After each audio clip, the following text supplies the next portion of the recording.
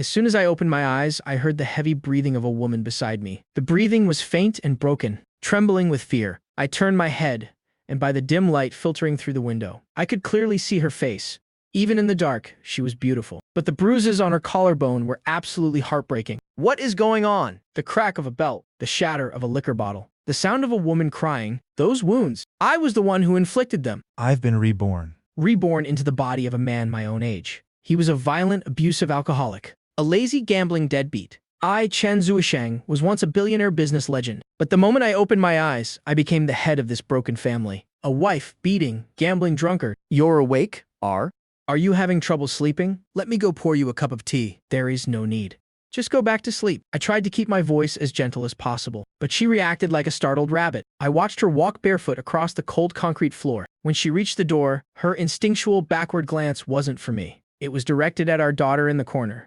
That look in Xu Meng's eyes, the emotions hidden within that gaze, made a businessman like me, who was so used to ruthless scheming, feel like my heart was being crushed. In my past life, I negotiated multi-billion-dollar deals. I met with politicians from all over the world. I slept with countless women who willingly threw themselves at me. I thought I had experienced everything life had to offer, but I had never seen a woman so deeply traumatized. Her first reaction upon waking was extreme caution, terrified of waking the monster who beat her. Her second was checking to see if her daughter was sleeping safely. I sat up and rubbed my temples. The memories kept flooding back.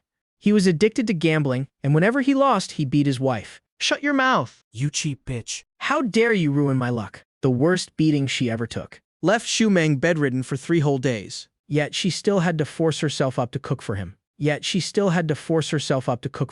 He spent all day fooling around, accomplishing absolutely nothing. The entire family relied on Xu Meng's fruit stand at the market. The 2,000 or 3,000 yuan she made every month was all extorted by him to blow on gambling. Once he lost it all, had come home and beat her again. He didn't even care about his own daughter. When Qian had a high fever of 39 degrees, he was sitting at the gambling table, answered the phone, and just dropped one line. "I'm playing cards. Call me when She's dead." And finally yesterday, "Bro, you lost again. It's fine. How much is Xu Meng worth anyway? Tell me, how much do you think Xu Meng is worth? Haha, why wouldn't she be worth something? She's a real beauty after all. If you don't believe me, come over tomorrow and I'll show you. Hell, someone's even coming to the door today to check out the goods." I closed my eyes and took a deep breath. Xu Meng walked over with a cup of tea. I could see the marks of Qian tossing and turning in her sleep. I pulled back the curtain and took the cup of tea. "Come inside. It wouldn't be good if the mosquitoes got in and bit the kid." Xu Meng quietly looked up at me, in complete disbelief that the man who beat and cursed her at the drop of a hat could actually say such words. She got into bed and coaxed Qian to sleep. She lay down with her back to me. Her body was slightly tense. After a long while, she finally spoke in a soft voice. "You can't sleep." I gave a soft, "yeah." It was as if she had received a signal. With trembling fingers, she began unbuttoning her nightgown. "The bed is a bit small. Please be gentle." Her voice was numb, completely resigned to her fate. My mind exploded. I instantly understood. The previous owner of this body actually made his wife do this right next to their daughter, using her body to appease his explosive rage. A wave of absolute disgust and fury rushed straight to my brain, followed immediately by an even more intense, agonizing heartache. I firmly grabbed her hand as she unbuttoned her clothes. "Xu Meng." I looked straight into her eyes. It was the first time I had called her name so seriously. "Listen to me. You never have to do this again." Her entire body trembled violently. Her eyes widened to their limits, filled with shock and confusion, and a fragile glimmer of hope she didn't dare reveal. "Go to sleep. I'm gonna give you and Qian a proper life." As the words left my mouth, the plan in my mind became crystal clear. I woke up just as the sky began to lighten, not out of habit, but from the burning urge to change everything immediately, surging in my chest. It burned so fiercely I couldn't sleep a wink. Xu Meng was lifting Qian out of bed as gently as humanly possible. Seeing me open my eyes, she jumped in panic. "I am sorry." I woke up on my own. I sat up. "Let me take Qian to school today. After that, I'll go with you to the fruit stand. Business at the stand hasn't been great lately." I knew she thought I was just going there to take her money. Fear had become her instinct. But this time, I didn't explain. I stood up and walked toward the kitchen. There were only a few eggs left in the fridge, and a bowl of cold rice. The emptiness was heartbreaking. When 2 plates of golden, fragrant egg-fried rice were brought to the table, Xu Meng and Qian stood to the side. If witnessing an unbelievable miracle. Qian looked up with her little face. "Mommy, Daddy knows how to cook." Xu Meng didn't answer. She just looked at me with a deeply complex expression. The farmer's market was loud and full of life. I stood in front of Xu Meng's fruit stand and frowned slightly. It was way too bare. There was only one type of apple, haphazardly displayed. On a torn piece of cardboard, 3.8 yuan per caddy was scribbled crookedly. The auntie selling vegetables next door hollered, "Oh my." Zuisheng actually came to help today. Did the sun rise in the west? I didn't even bother giving her a glance. My mind was spinning rapidly. The lack of variety meant zero competitiveness. The rigid pricing left the profit margins way too thin. The foot traffic was sparse. It had absolutely no appeal. Xu Meng had to go pay the management fee. Before leaving, she gave me a deeply uneasy look. She whispered, "These apples cost 3 yuan wholesale." "I know. Go on." She kept looking back anxiously as she walked away. I bent down and picked up a few of the flimsy red plastic bags. I weighed them in my hand, then looked at the bustling crowd around me. People who were completely ignoring this little stand. A sales strategy instantly formed in my head. I grabbed a piece of cardboard from the electrical box, picked up a marker from the ground, and wrote 2 large lines. Then, without hesitation, I tore up the 3.8 yuan sign and placed the new sign in the most visible spot. The neighbor auntie looked at me with pity. 20 yuan a bag. Fill it up as much as you want. Chen Zhuang, has the alcohol completely rotted your brain? Selling like this? You'll lose your pants. I slowly stood up and smiled at her. Auntie, you can't just calculate business by the ounce. What I need isn't to maximize the profit on a single bag of apples. It's to clear the inventory and recover the capital in the shortest time possible. To completely revive this dying stand. The new sign quickly worked its magic. A middle-aged man approached. "Boss, 20 yuan a bag. Fill it as much as I want. For real." "They aren't sour, are they?" I casually picked up an apple, swiftly sliced it open,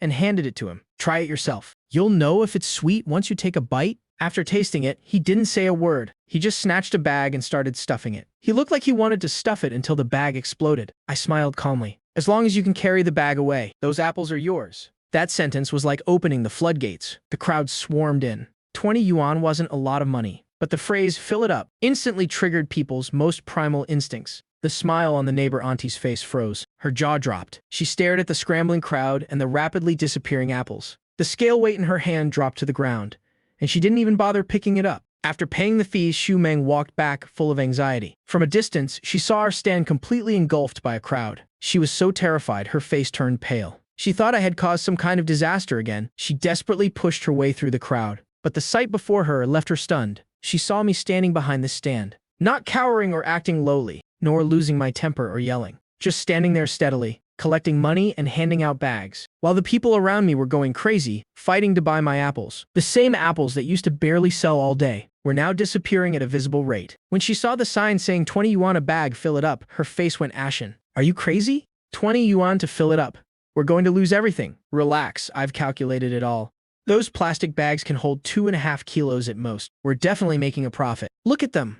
They think they're getting a massive bargain. That's why they're fighting to hand us their money." She stared blankly at the line of people. "How much have we sold?" "Almost 500. 5,700. Her eyes went wide as she looked at me. If she were looking at a stranger. The apples in the boxes were almost gone, but there was still a long line waiting behind. I asked her if she wanted to restock. The people in line immediately started shouting, "Boss, hurry up and get more stock." Xu Meng hurriedly made a phone call. Following my instructions, she ordered an entire truckload straight from the supplier. Old Li drove the truck over. Seeing the scene, he couldn't help but click his tongue in praise. It was almost time to pick up Qianqian. More than half the truckload of apples had already been sold. Old Li counted on his fingers, then exclaimed in shock, "Good lord, you must have sold over 500 kilos today?" Xu Meng couldn't believe her eyes. "What's the total revenue?" "About 4,300 yuan. Compared to the future, this small amount wouldn't even be worth mentioning. But this was the first step for this family to get back on its feet." Xu Meng was dazed. Before, Shed struggled to make this much in an entire month. After cleaning up the stand, I took Xu Meng to buy groceries, fish, meat, and pork ribs. We spent nearly 300 yuan. Xu Meng's lips parted, but she didn't say anything. I knew she was feeling the pinch of spending so much money, but today we absolutely had to celebrate. After picking up Qianqian, the little girl saw my hands full of groceries and cheered, dancing around. "Daddy, are we having a big feast?" That's right. Sweet and sour fish and braised pork ribs. I bent down and rubbed my cheek against her little face. "Yay. I love you the most, Daddy." She kept clinging to me, skipping around. Xu Meng watched the two of us, her eyes softening. There was a time when this home held nothing but silence and fear. Now, finally, there was a little warmth. The three of us walked home, laughing and chatting happily. Qianqian kept chattering away non-stop. A gentle smile bloomed on Xu Meng's face. This scene was everything I had yearned for since my rebirth. As we passed the convenience store at the end of the alley, Qianqian suddenly tugged at my shirt. Her eyes lit up as she pointed at a glass tank inside the store. "Daddy, look. Those bright red goldfish are so pretty." They were just ordinary goldfish, a few yuan each, but in Qianqian's eyes, they were priceless treasures. "All right, Daddy will buy them for you." Xu Meng turned her head and said, "I'll head back first to wash the vegetables." You two, hurry home. Okay. She carried the bags of vegetables, her footsteps light, walking toward the old apartment building a dozen meters away. I held Qianqian as she picked out her fish in front of the store. Just as I was paying, out of the corner of my eye, I suddenly saw a few figures loitering in front of our door, blocking Xu Meng's path as she held her keys to open the door. My heart dropped. "Sister-in-law, we've been waiting for you for a long time." Xu Meng was visibly startled and terrified. She took a step back, looking at them warily. "What do you want?" The blonde guy stepped closer with a sleazy smirk. "Just came to give you a little reminder, sister-in-law. Your husband, Chen Zhuang, had a terrible run of luck at the casino last night, so he put you up as collateral to let us brothers have a little fun." Xu Meng swayed on her feet. The bags of vegetables slipped from her hands and hit the ground. Her face instantly drained of color. It was as if all the strength had been sucked out of her body. I quickly rushed over. Xu Meng had already turned around, her back to the thugs. Facing me as I approached, every trace of color had vanished from her face. Only silent tears streamed down her cheeks. She looked at me holding our daughter carrying a goldfish bowl, walking over like a good father. My lips trembled. Yes, if I wanted to say something, then I heard her voice. "Chen Zhuang, you spent a whole night and day putting on this act, just to make me jump into this fire pit myself." She suddenly bent down, picked up the groceries she had just dropped, and hurled them at me with all her might. "I hate you. I want a divorce." The bags slammed into me, scattering food all over the ground. Qianqian was terrified. She burst into loud, wailing tears. "Mommy, don't hit Daddy." Before I could even open my mouth, Xu Meng spun around and lunged for the door, but she couldn't get inside. The guy with the triangle eyes grabbed her wrist. "Don't be in such a rush to leave, sister-in-law." He reached out to grope her, flashing a filthy grin. "Your husband signed it clearly in black and white. You're coming with us today." I saw Xu Meng freeze in place. The terror on her face was even deeper than before. In that moment, something inside me snapped. "Let her go." My voice rang out, ice cold. It was an aura forged from 10 years of surviving the cutthroat business world. These street thugs had never seen such a presence. A slap landed squarely on Triangle Eye's face. He stumbled back a few steps. The corner of his mouth split open. His gang was stunned. Everyone was completely shocked. "Beat him to death," he finally reacted, charging at me like a madman. All of them rushed me at once. I leaned to the side, dodging the attack, and delivered a brutal kick to his stomach. He let out a blood-curdling scream and flew backward, curling up on the ground, dry heaving. The other three cursed and lunged at me. My movements were strange. They were combat techniques I had learned in my past life. Every strike, every move was incredibly precise and ruthless. Less than a minute later, all four of them were crawling on the ground.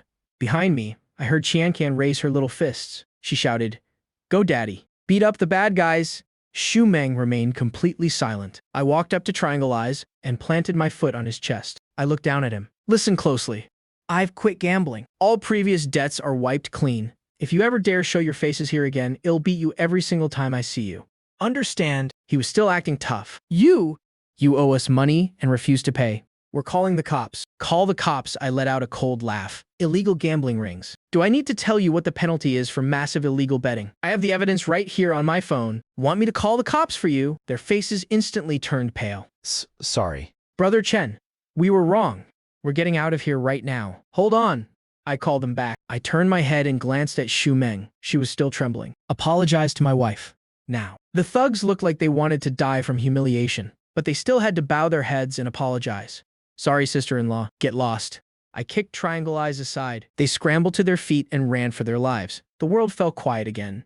I turned to look at Xu Meng. The tear stains on her face hadn't dried yet. Her body was still shaking. The way she looked at me was full of fear, suspicion, and deep-seated trauma. My heart ached as if pierced by needles. I walked up to her, looked straight into her eyes, and spoke clearly, emphasizing every single word. "Xu Meng, the old Chen Zhuang, was absolute scum. Dying 10,000 times wouldn't be enough to pay for what he did. I'm not asking for your immediate forgiveness. I just ask that you give me one more chance. I swear on my life. From this day forward, I, Chen Zhuang, if I ever let you or Qianqian suffer even the slightest bit of grievance, may I die a horrible death." Xu Meng looked at me. Large tears kept streaming down her face. Her lips parted, Finally, with red eyes, she screamed, Chen Zhuang, bastard. You're a complete bastard. I will never believe you again. With that, she grabbed Chan Qian and rushed into the house. Slam. The door was shut tight. I won't bring up divorce anymore. That's enough. He opened the door and walked into the kitchen. Soon, the aroma of sweet and sour fish and braised pork ribs filled the room. He brought the food to the bedroom and knocked on the door. Dinner's ready.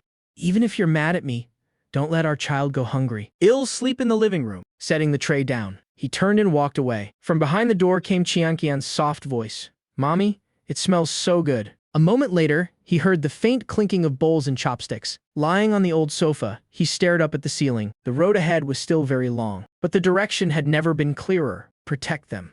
Make this family truly thrive. Late at night, the bedroom door creaked open just a crack. He closed his eyes, pretending to be fast asleep. A few seconds later, the door gently clicked shut, but this time it wasn't locked. A faint smile tugged at the corners of his mouth.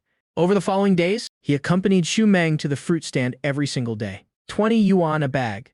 Pick whatever you like. This had become a signature attraction at the market. They steadily sold over 500 caddies of apples every day. In less than a week, exactly 10,000 yuan had been added to Xu Meng's bank card. At night, she often found herself unable to sleep. In the days that followed, sales began to drop. I rolled out a new strategy. Let's stock up on some cherries and blueberries. She frowned. I've tried that before. They simply don't sell. This time is different. I divided the stand into two sections. The standard tier, 15 yuan a caddy. This included apples and honey peaches. The premium tier, 25 yuan a caddy. Mix and match cherries and blueberries. All the fruit was washed, sliced, and neatly boxed. Add 1 yuan for unlimited yogurt. Add another yuan and get a free caddy of apples. The stand was clean and organized, standing out sharply amidst the chaotic vegetable market. That day's revenue broke 3,000. What satisfied me even more was that more people bought the premium fruit than the standard ones. While packing up, she couldn't help but ask me why. I looked at her and smiled, because expensive things make them feel like they're getting a better deal. For just a 10 yuan difference, they get to pick premium goods however they want. Who wouldn't be tempted? Doing business is all about grasping human psychology, she muttered.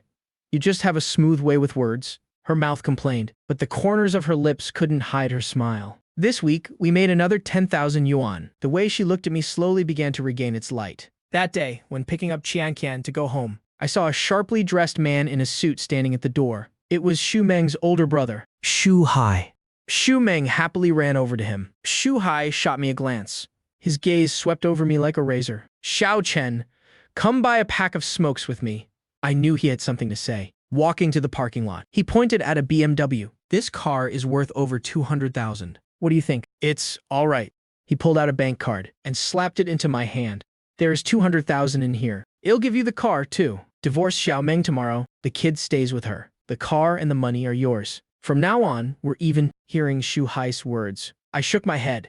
Brother-in-law, am not the same man I used to be. A leopard can't change its spots. Xu Hai's expression instantly turned ice cold. Xiao Meng is the precious jewel of our family. Look at the kind of life she has had to live since she got with you. Drinking, gambling. Do you even deserve her? If you think it's not enough money, name your price. Anger flared up inside me. I knew he was cursing the man I used to be, but those words still stung bitterly. Give me a few more months. You're not even worth an ant. He cut me off. You country bumpkin? Did you really think graduating college made you a city boy? If Xiao Meng hadn't been blind back then, what the hell would you even be? Don't people like you just want to climb the social ladder to cash in? Marrying a beautiful wife makes you feel like a big shot, doesn't it? Do you deserve her? I clenched my fists, then slowly let them go. My peasant background embarrasses your family. I looked him dead in the eye. Enunciating every word, I said, but don't try to throw money at me. You don't have enough. In 3 months, I can make 1,000,000 yuan. Come talk to me then. Xu Hai froze for a moment. Then, as if hearing the biggest joke in the world, he burst out laughing. I didn't bother paying him any more attention. I turned and headed back. When I got home, Xu Meng came out to greet me. Her eyes were full of worry. Are you okay? I'm fine.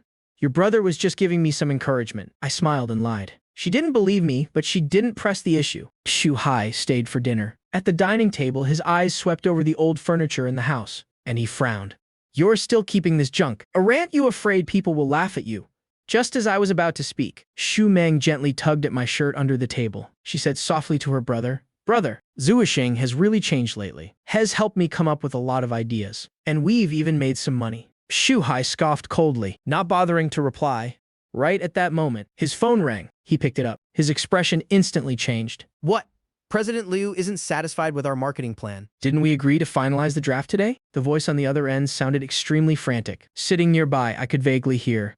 President Liu looked at the plan and said it was too outdated. Stuff like enjoying life and a masterpiece for the ages. He said clients nowadays don't care for this kind of stuff anymore. He wants to discuss it with you personally in the final 3 hours. If we can't fix it, the entire planning fee for this project will be cut. Even your job might be on the line. Shu Hai hurriedly pulled out his laptop and began humbly negotiating with the client. The other party demanded that it highlight a premium positioning. Without appearing arrogant, it needed cultural depth, yet also had to appeal to a younger demographic. I listened to a few sentences. Glancing at his proposal, I realized his entire mindset was completely wrong. High-end real estate isn't about selling houses. It's about selling social class and resources. It's about selling the future. I didn't say anything. I turned and went back to the kitchen. By the time I brought the food out again, Shu Hai had disappeared. His laptop was still open. The proposal was paused halfway through. My brother went outside to make a call. Shu Meng was sick with worry. If this gets messed up, he might even lose his job. I heard this real estate project is their company's most important project this year.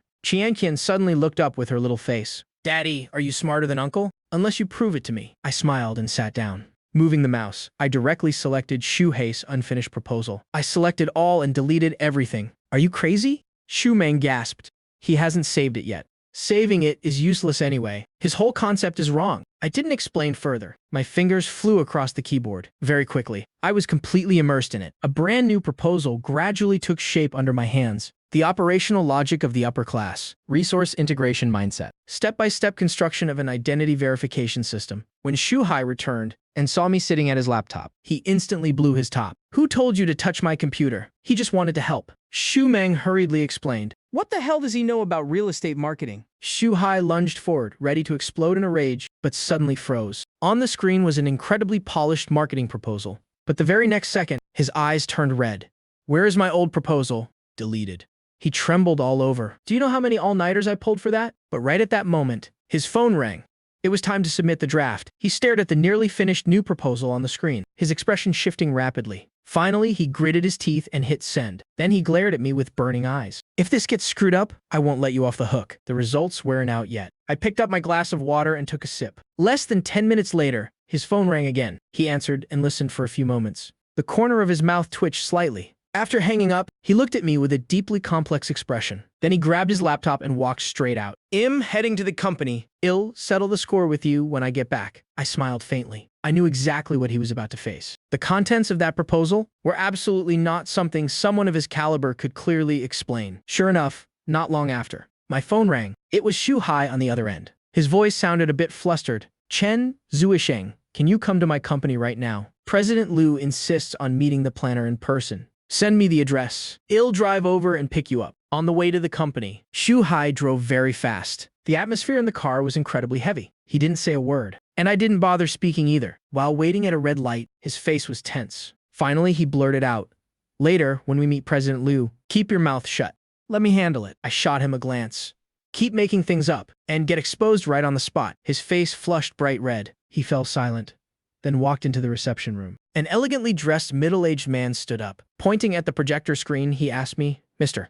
Chen, this concept of an upper-class convergence playground is excellent. How exactly do we implement it?" I walked up to the projector. I told the assistant to flip to the operations page. I designed an identity verification system. First, property owners must pass a review by the management board. It's not just about having money. They must possess valuable resources for the elite community, such as a strong network, specialized skills, or social influence. Second, I propose reserving 30% of the housing stock as flexible living spaces to invite top-tier entrepreneurs, artists, and scholars for short-term residencies, allowing the community to generate its own prestige. Third, host monthly high society dialogues. As long as we invite outstanding figures in the industry, non-residents won't be able to buy a ticket in no matter how much money they have. President Li's eyes lit up, transforming a house from a mere commodity into a membership ticket. He asked about a few more details. I answered fluently. The veteran planners beside him nodded continuously in approval. President Liu stood up, looking at me with a burning gaze. The marketing director position is currently vacant. Annual salary, 500,000 yuan. Will you take the job? 500,000 yuan. I felt Shu Hai's breath hitch for a second. I smiled and shook my head. I still have to help my wife run her fruit stand. I'm not considering getting a job right now. President Liu was stunned for a moment. I continued, but there's something I'm not sure if I should say. Please do. Your pricing for this real estate project is far too conservative. The atmosphere instantly froze. Shuhai hurriedly tugged at my sleeve. President Liu narrowed his eyes. Mr.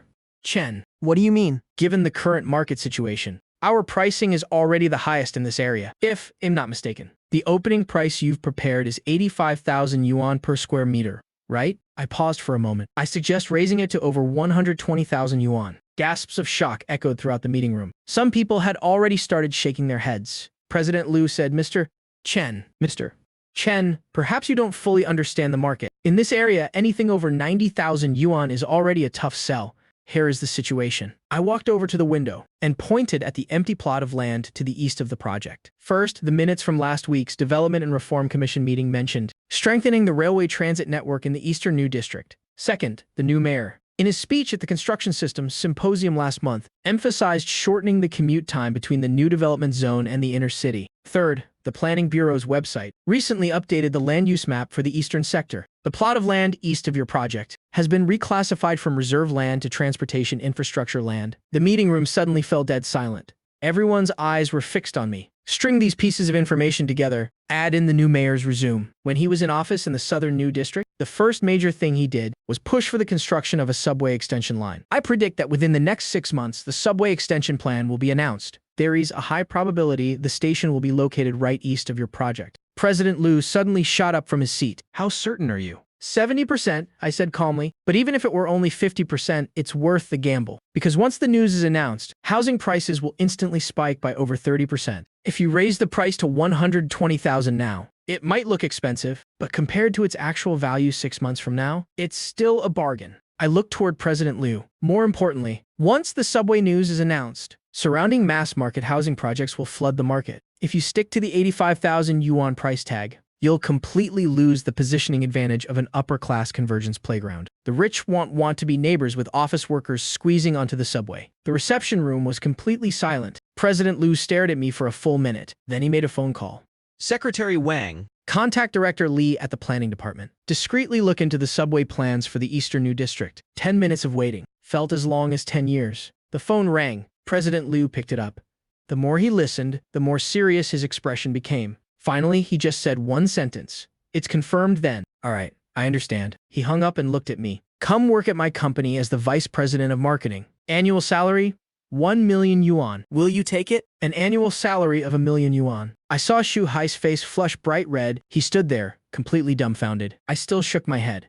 I have no interest in working for someone else. I want to spend more time with my family. President Liu looked at me for a long time, then smiled bitterly. To each their own ambition, but I still want to hire you for this project. You name your price. I looked over at Shu Hai. Actually, Specialist Shu has a very solid foundation, has already fully grasped the core concept of this proposal. President Liu, you can just work directly with him. Shu Hai froze. He looked at me, his eyes full of disbelief. President Liu thought for a moment, then finally nodded.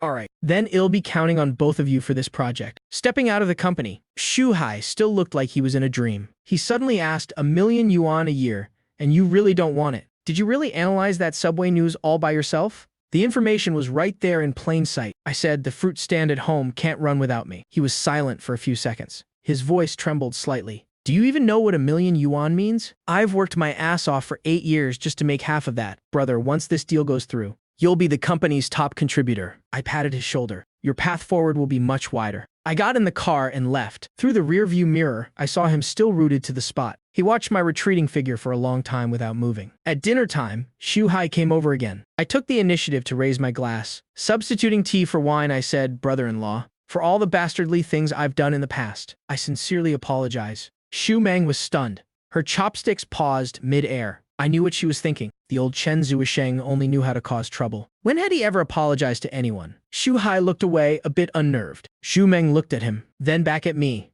Suddenly, she spoke up. Brother, did you say something to him again? I smiled. Your brother was just reminding me to be more ambitious. Shu Meng put her chopsticks down. She looked at Shu Hai seriously. Brother, I chose him. I chose this path. No matter how bitter the fruit, I'll bear it myself. If you all really want what's best for me, then stop saying things that put me in a difficult position. Under the light, her eyes held a stubbornness that refused to turn back. Shu Hai raised his glass and downed it in one gulp. He sighed and didn't say anything else. He ate hurriedly and left. After seeing him off, I turned around. Shu Meng was looking at me. You're acting really strange today? Strange how? I can't really explain it. She tilted her head. It just feels like a long nightmare has finally come to an end. It was late. As usual, I laid out my bedding on the living room sofa. Shu Meng came out of the bedroom holding a blanket. She stopped at the door. She turned her head to look at me. Are you addicted to sleeping on the sofa? She smiled, pursing her lips. Then she turned and went back into the room. The door wasn't closed. Early the next morning, Shu Meng took Qian Qian to check out a new kindergarten. I stayed home to check the accounts, planning my next move. Near noon, my phone suddenly rang. As soon as I picked up, I heard Shu Meng's sobbing voice. There was a chaotic noise in the background. Zuisheng hurried to the city people's hospital. Qian Qian. Qian Qian suddenly couldn't breathe. Shez in the emergency room right now. My mind went completely blank. I dropped everything and rushed out the door. At the hospital, the Shu family was already there. As soon as my father-in-law, Xu Zhengqi, saw me, he stormed over in a rage. Chen Zuisheng, look at this. Look at how much you've ruined her. The doctor said this illness should have been caught early. A nurse hurriedly stopped the family. Please keep your voices down. My mother-in-law, Gu Manru, walked over with red eyes. Her voice trembled. The doctor said it's idiopathic pulmonary arterial hypertension, a rare disease. The medication they're using now is just to temporarily stabilize her. She needs a specific targeted drug. The imported one costs over 100,000 a month, and she has to take it long-term. My heart felt like it was being crushed. Pulmonary arterial hypertension. How is that possible? Shu Meng threw herself into my arms, crying so hard her whole body shook. The doctor said Shez probably had it for a long time. The symptoms weren't obvious. It's all my fault for not noticing. Sometimes she said she was tired, but I just thought she was worn out from playing. What's the point of saying all this now? Xu Zhengqi's voice was harsh. Treating the illness requires money. The targeted drug costs over 100,000 a month. Can you even afford that? Gu Manru looked at her daughter. Xiao Meng, listen to me. Get a divorce. Once you divorce, the Shu family will cover Qianqian's medical bills. Shu Meng suddenly looked up. Mom. What are you saying? Do you still want to follow him and suffer? Just look at the child. Gu Manru burst into tears too. We can't stop this medication. If we stop, her condition will deteriorate rapidly. Shu Meng stared blankly at the tightly closed emergency room doors. Her tears kept falling, but she wiped her face fiercely and stood up straight. Mom, I've already told you. I chose him. I chose this path. No matter how hard or difficult it gets, well, bear it ourselves. Can you bear it? Xu Zhengqi yelled angrily. Over 30,000 yuan a month. And who knows how long she'll have to take this drug. I pulled Shu Meng behind me to protect her and looked straight at Xu Zhengqi. Well, figure out the money ourselves. You don't need to worry about it, Dad. Figure it out. What can you possibly figure out? Xu Hai couldn't help but speak up. You turned down a job with 1 million yuan annual salary from Director Liu. I have my own ways now. I cut him off. Qian Qian is our daughter. We will take full responsibility for her. Xu Zhengqi stared at me for a long time, then suddenly let out a cold laugh. Fine. You've got some nerve. Then you two can bear it yourselves. Let's go. The Shu family all left. Shu Meng leaned on my shoulder, sobbing. Her shoulders trembled uncontrollably. Don't be afraid. I patted her back gently. I'm here. But what about the medical bills? She looked up with tear-filled eyes. It's 30,000 yuan a month. Money won't be an issue. I looked out the window. You just take good care of Qian Qian. Leave everything else to me. At the billing counter, I looked at the bank card in my hand. It held the money we had saved by working day and night, scrapping together every single penny. But I knew that to cure my daughter, this amount was nowhere near enough. In my past life, I built $1 trillion empire from nothing. In this life, for this family, I have to make enough money right now. In the hospital corridor, I frantically searched my memories for any way to make quick cash. Derivatives are too slow. Antiques are too risky. Jade gambling requires connections. Just then, a highly classified memory suddenly became clear. The virtual horse racing section of an underground casino. There was a loophole with advanced payouts. Someone had exploited it to walk away with over 2 million yuan in just 3 days. The site only noticed the anomaly when they audited their books. The mechanics of this loophole weren't complicated, but it required extremely precise timing to encourage players to bet when a virtual match reached its final 30 seconds. The system would use real-time odds to advance the potential winnings, displaying them as the user's available balance. The catch was, during these final 30 seconds, if a user used this virtual balance to bet on other matches that were about to end, the system would actually confirm the bet. As long as it was done right, you could use a small amount of real capital to leverage dozens of times the virtual capital and place chain bets. Once all the matches were settled, as long as the final bet won, the profit would be real money. Simply put, it's like betting 100 yuan at a casino before the results are out. If you're about to win, they front you 1,000 yuan in chips and say this could be yours. You immediately turn around and use that 1,000 yuan in chips to bet at another table and win. In the end, The casino has no choice but to pay up, and I knew the exact operational time frame of this loophole, its trigger conditions, and how to bypass the risk control system. Most importantly, at this point in time, no one knew about this loophole yet. I glanced at the clock in the hospital corridor. 20 p.m. I turned and quickly walked out of the inpatient ward. Near the hospital was a rundown internet cafe, thick with cigarette smoke. I got a computer in the most secluded corner and logged into a site that looked like a normal sports news page. But I knew the secret entrance. After 3-page redirects, I finally reached a basic interface. A site with only text and simple animations. Lucky Horse Racing. Virtual horse racing, 3 minutes per race. I took a deep breath. Step 1. Register a new account, using a randomly generated username. Step 2. Deposit funds. This site supported a few discrete third-party payment channels. I chose to deposit in scattered, small amounts. 5 minutes later, 5,000 yuan of capital was in the account. Account balance, 5,000. At 2:40 p.m., the first virtual horse race began. I bet 1,000 yuan on horse number 3 at 2.5 odds. The simulated race reached its final 40 seconds. Horse, no. 3 moved up from 5th to 2nd place. At this moment, in the bottom right corner of the system interface, my available balance suddenly jumped. From 4,000 it became 5,500. The system had taken the 1,000 yuan bet and added the 1,500 yuan in potential winnings in advance. But I didn't make a move yet. This was just a normal display. It wasn't the loophole yet. The race ended. Horse, no. 3 won by a narrow margin. Actual settlement, 1,500 profit. Account balance, 6,500.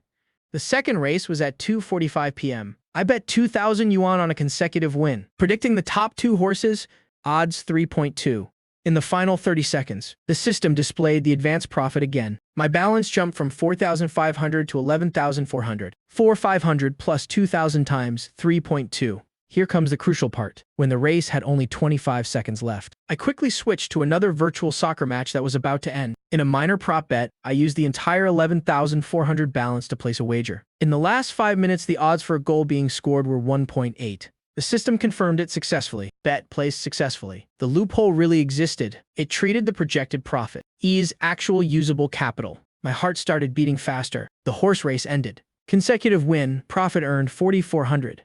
In the 89th minute of the soccer match, the virtual player fired a long shot into the net. Profit, 20,520. The account balance changed instantly. Adding 4,400 and 20,520, the total was 26,920 in less than 10 minutes. 5,000 had turned into 21,000, but I didn't stop. I knew this loophole could be exploited continuously. As long as I timed the final 30 seconds of each match perfectly, the multiplier effect would snowball, making the virtual capital grow exponentially. Even if I lost. I'd only be losing that virtual capital. Round 3. Round 4. Round 3. Round 4. My hands moved swiftly over the keyboard and mouse. My eyes were glued to 3 windows at once, each counting down different matches. Every move had to be precise down to the second. At 3:21 p.m., I completed the final round of operations. The final account balance on the screen was 126,800. I had used 5,000 yuan to make over 140 times the profit in just an hour. I leaned back in my chair, staring at the numbers on the screen. My palms sweaty. I clicked the withdraw button. The site notified me that large withdrawals required manual review, and the funds would hit my account within 2 hours. I cleared all my browsing history, shut down the computer, and got up to leave. When I stepped out of the internet cafe, the sunlight was a bit blinding. I raised my hand to shield my eyes and took a deep breath. 120,000 yuan was still far too little for Chankin's condition. To cure her completely, I needed a lot more money, but I knew that very soon, someone would come and hand me the money. Pushing open the hospital room door, I heard the nurse's cold voice. Ems.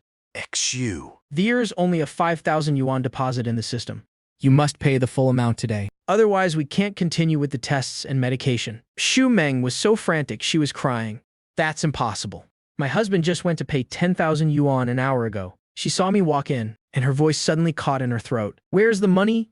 Where's the 10,000 yuan? You only paid 5,000. I looked into her eyes. I took the other 5,000 to bet on horse racing. Horse racing? Xu Meng's expression instantly shattered. She stumbled a bit. If all her strength had been drained, Chen Zhuang, that was Qian Qian's life-saving money, and you took it to gamble. She lunged at me, pounding her fists against my chest, crying her heart out. Are you even human? What happened to your promises? The nurse standing nearby shook her head and sighed, her eyes full of contempt. I grabbed her wrists and lowered my voice. Meng, Listen to me. I won with that 5,000. The money will hit the account within 2 hours of withdrawal. Qianqian's medical bills are temporarily sorted. She stopped and looked up, looking at me with absolute despair. You're starting again. You're starting to lie again, aren't you? The finger she pointed at me trembled violently. You know full well what I hate most about you is? What happened to your promises? I stayed silent. Anything I said right now would just sound like an excuse? Give me 2 hours. I let go of her and looked at our pale daughter on the hospital bed. In 2 hours, I'll bring the money back. With that, I turned and left. Behind me was her suppressed, desperate crying. When I came back with hot porridge, Xu Meng was slumped by the bed, seemingly asleep, but her trembling shoulders gave her away. Qianqian was awake. Her tiny body was covered in IV tubes. Seeing me, she managed a weak smile. Daddy, Qianqian is being very good. I leaned down and gently touched her little face. Daddy will definitely beat this illness. I'll take you to the most fun amusement park, and eat cotton candy bigger than the clouds. Qianqian's eyes lit up. She whispered, I want to be with Daddy and Mommy forever. Xu Meng looked up. Her eyes were red. She looked at our daughter's pleading eyes, then back at me.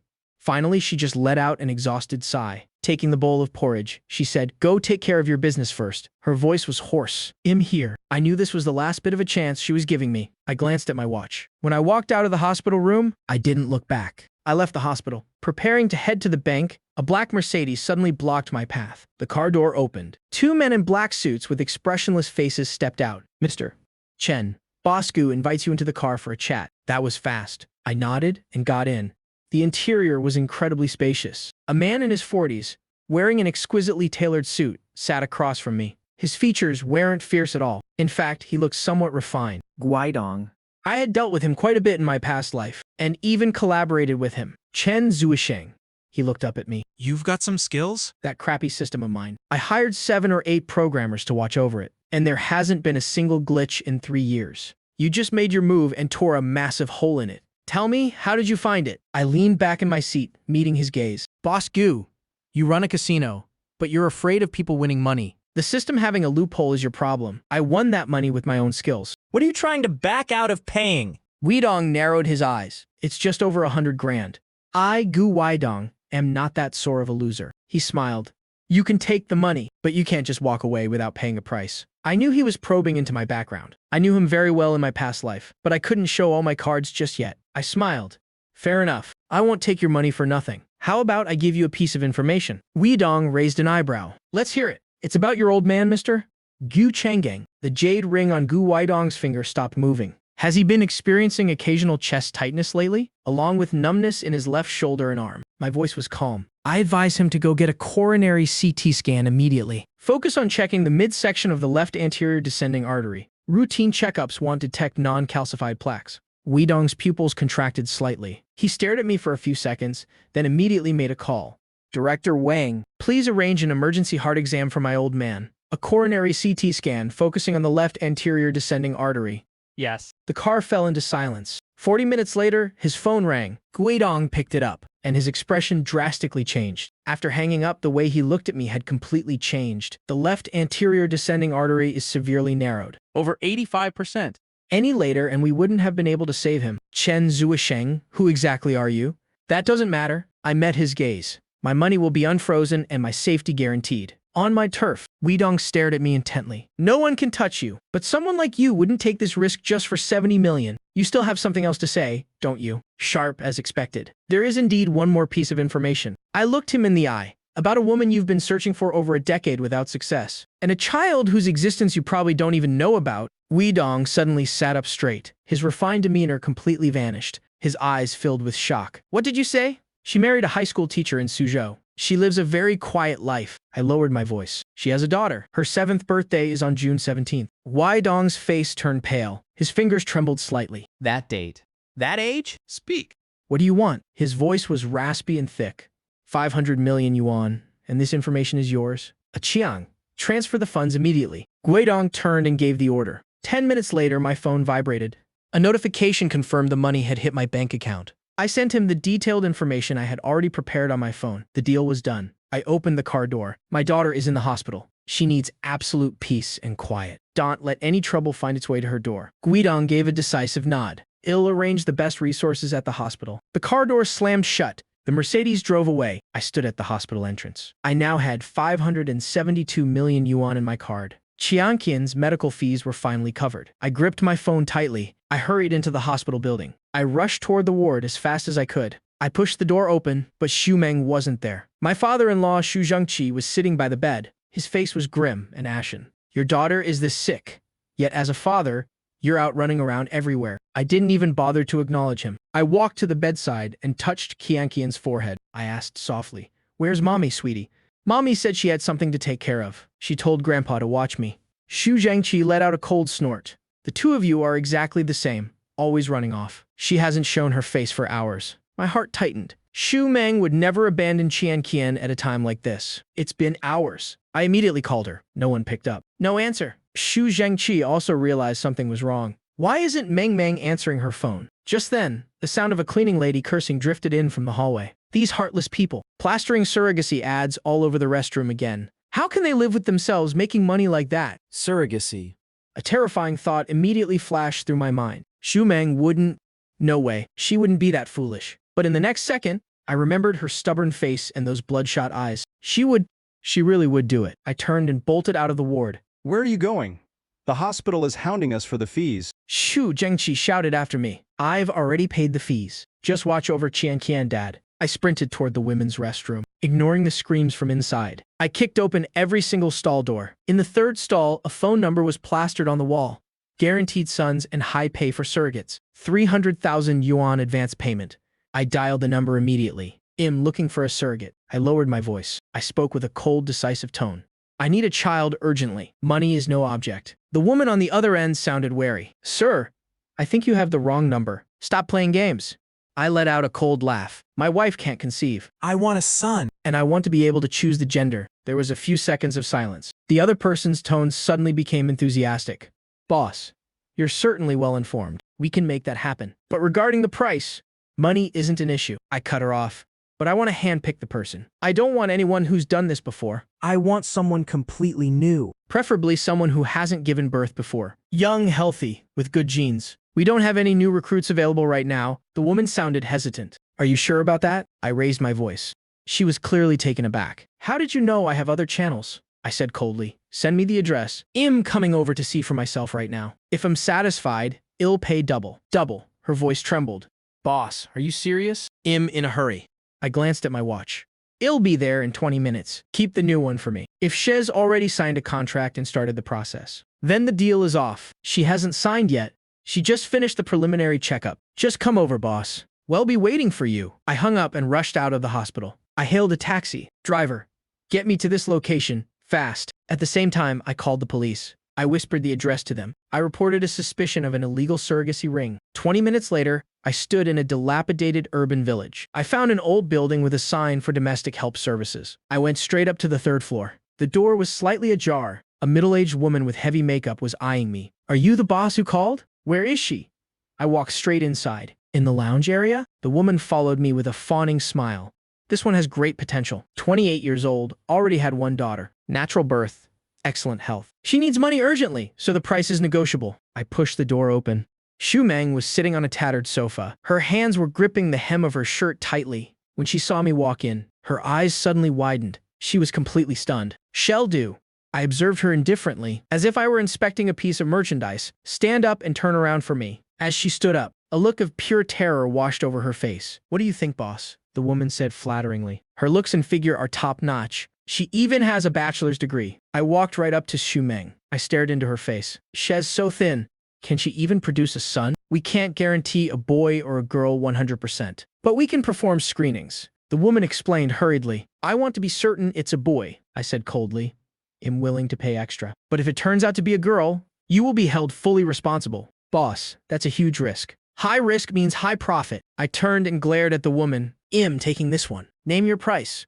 Let's sign the contract now. I'm taking her with me right now. The woman was taken aback. Boss, I need to expedite this process. I pulled a bank card from my pocket. Money is no object. But I'm taking her with me immediately. The middle-aged woman's eyes darted around. Boss, this isn't how we usually do things. If you take her and something happens, then call someone who actually has the authority to make decisions. I stared her down. Or do you simply not have the power to decide? The woman's expression shifted. Boss, please wait a moment. She stepped out of the room. She closed the door. The moment it shut, Xu Meng rushed over and grabbed my arm. Are you crazy? Get out of here, Now, we're leaving together? I gripped her hand.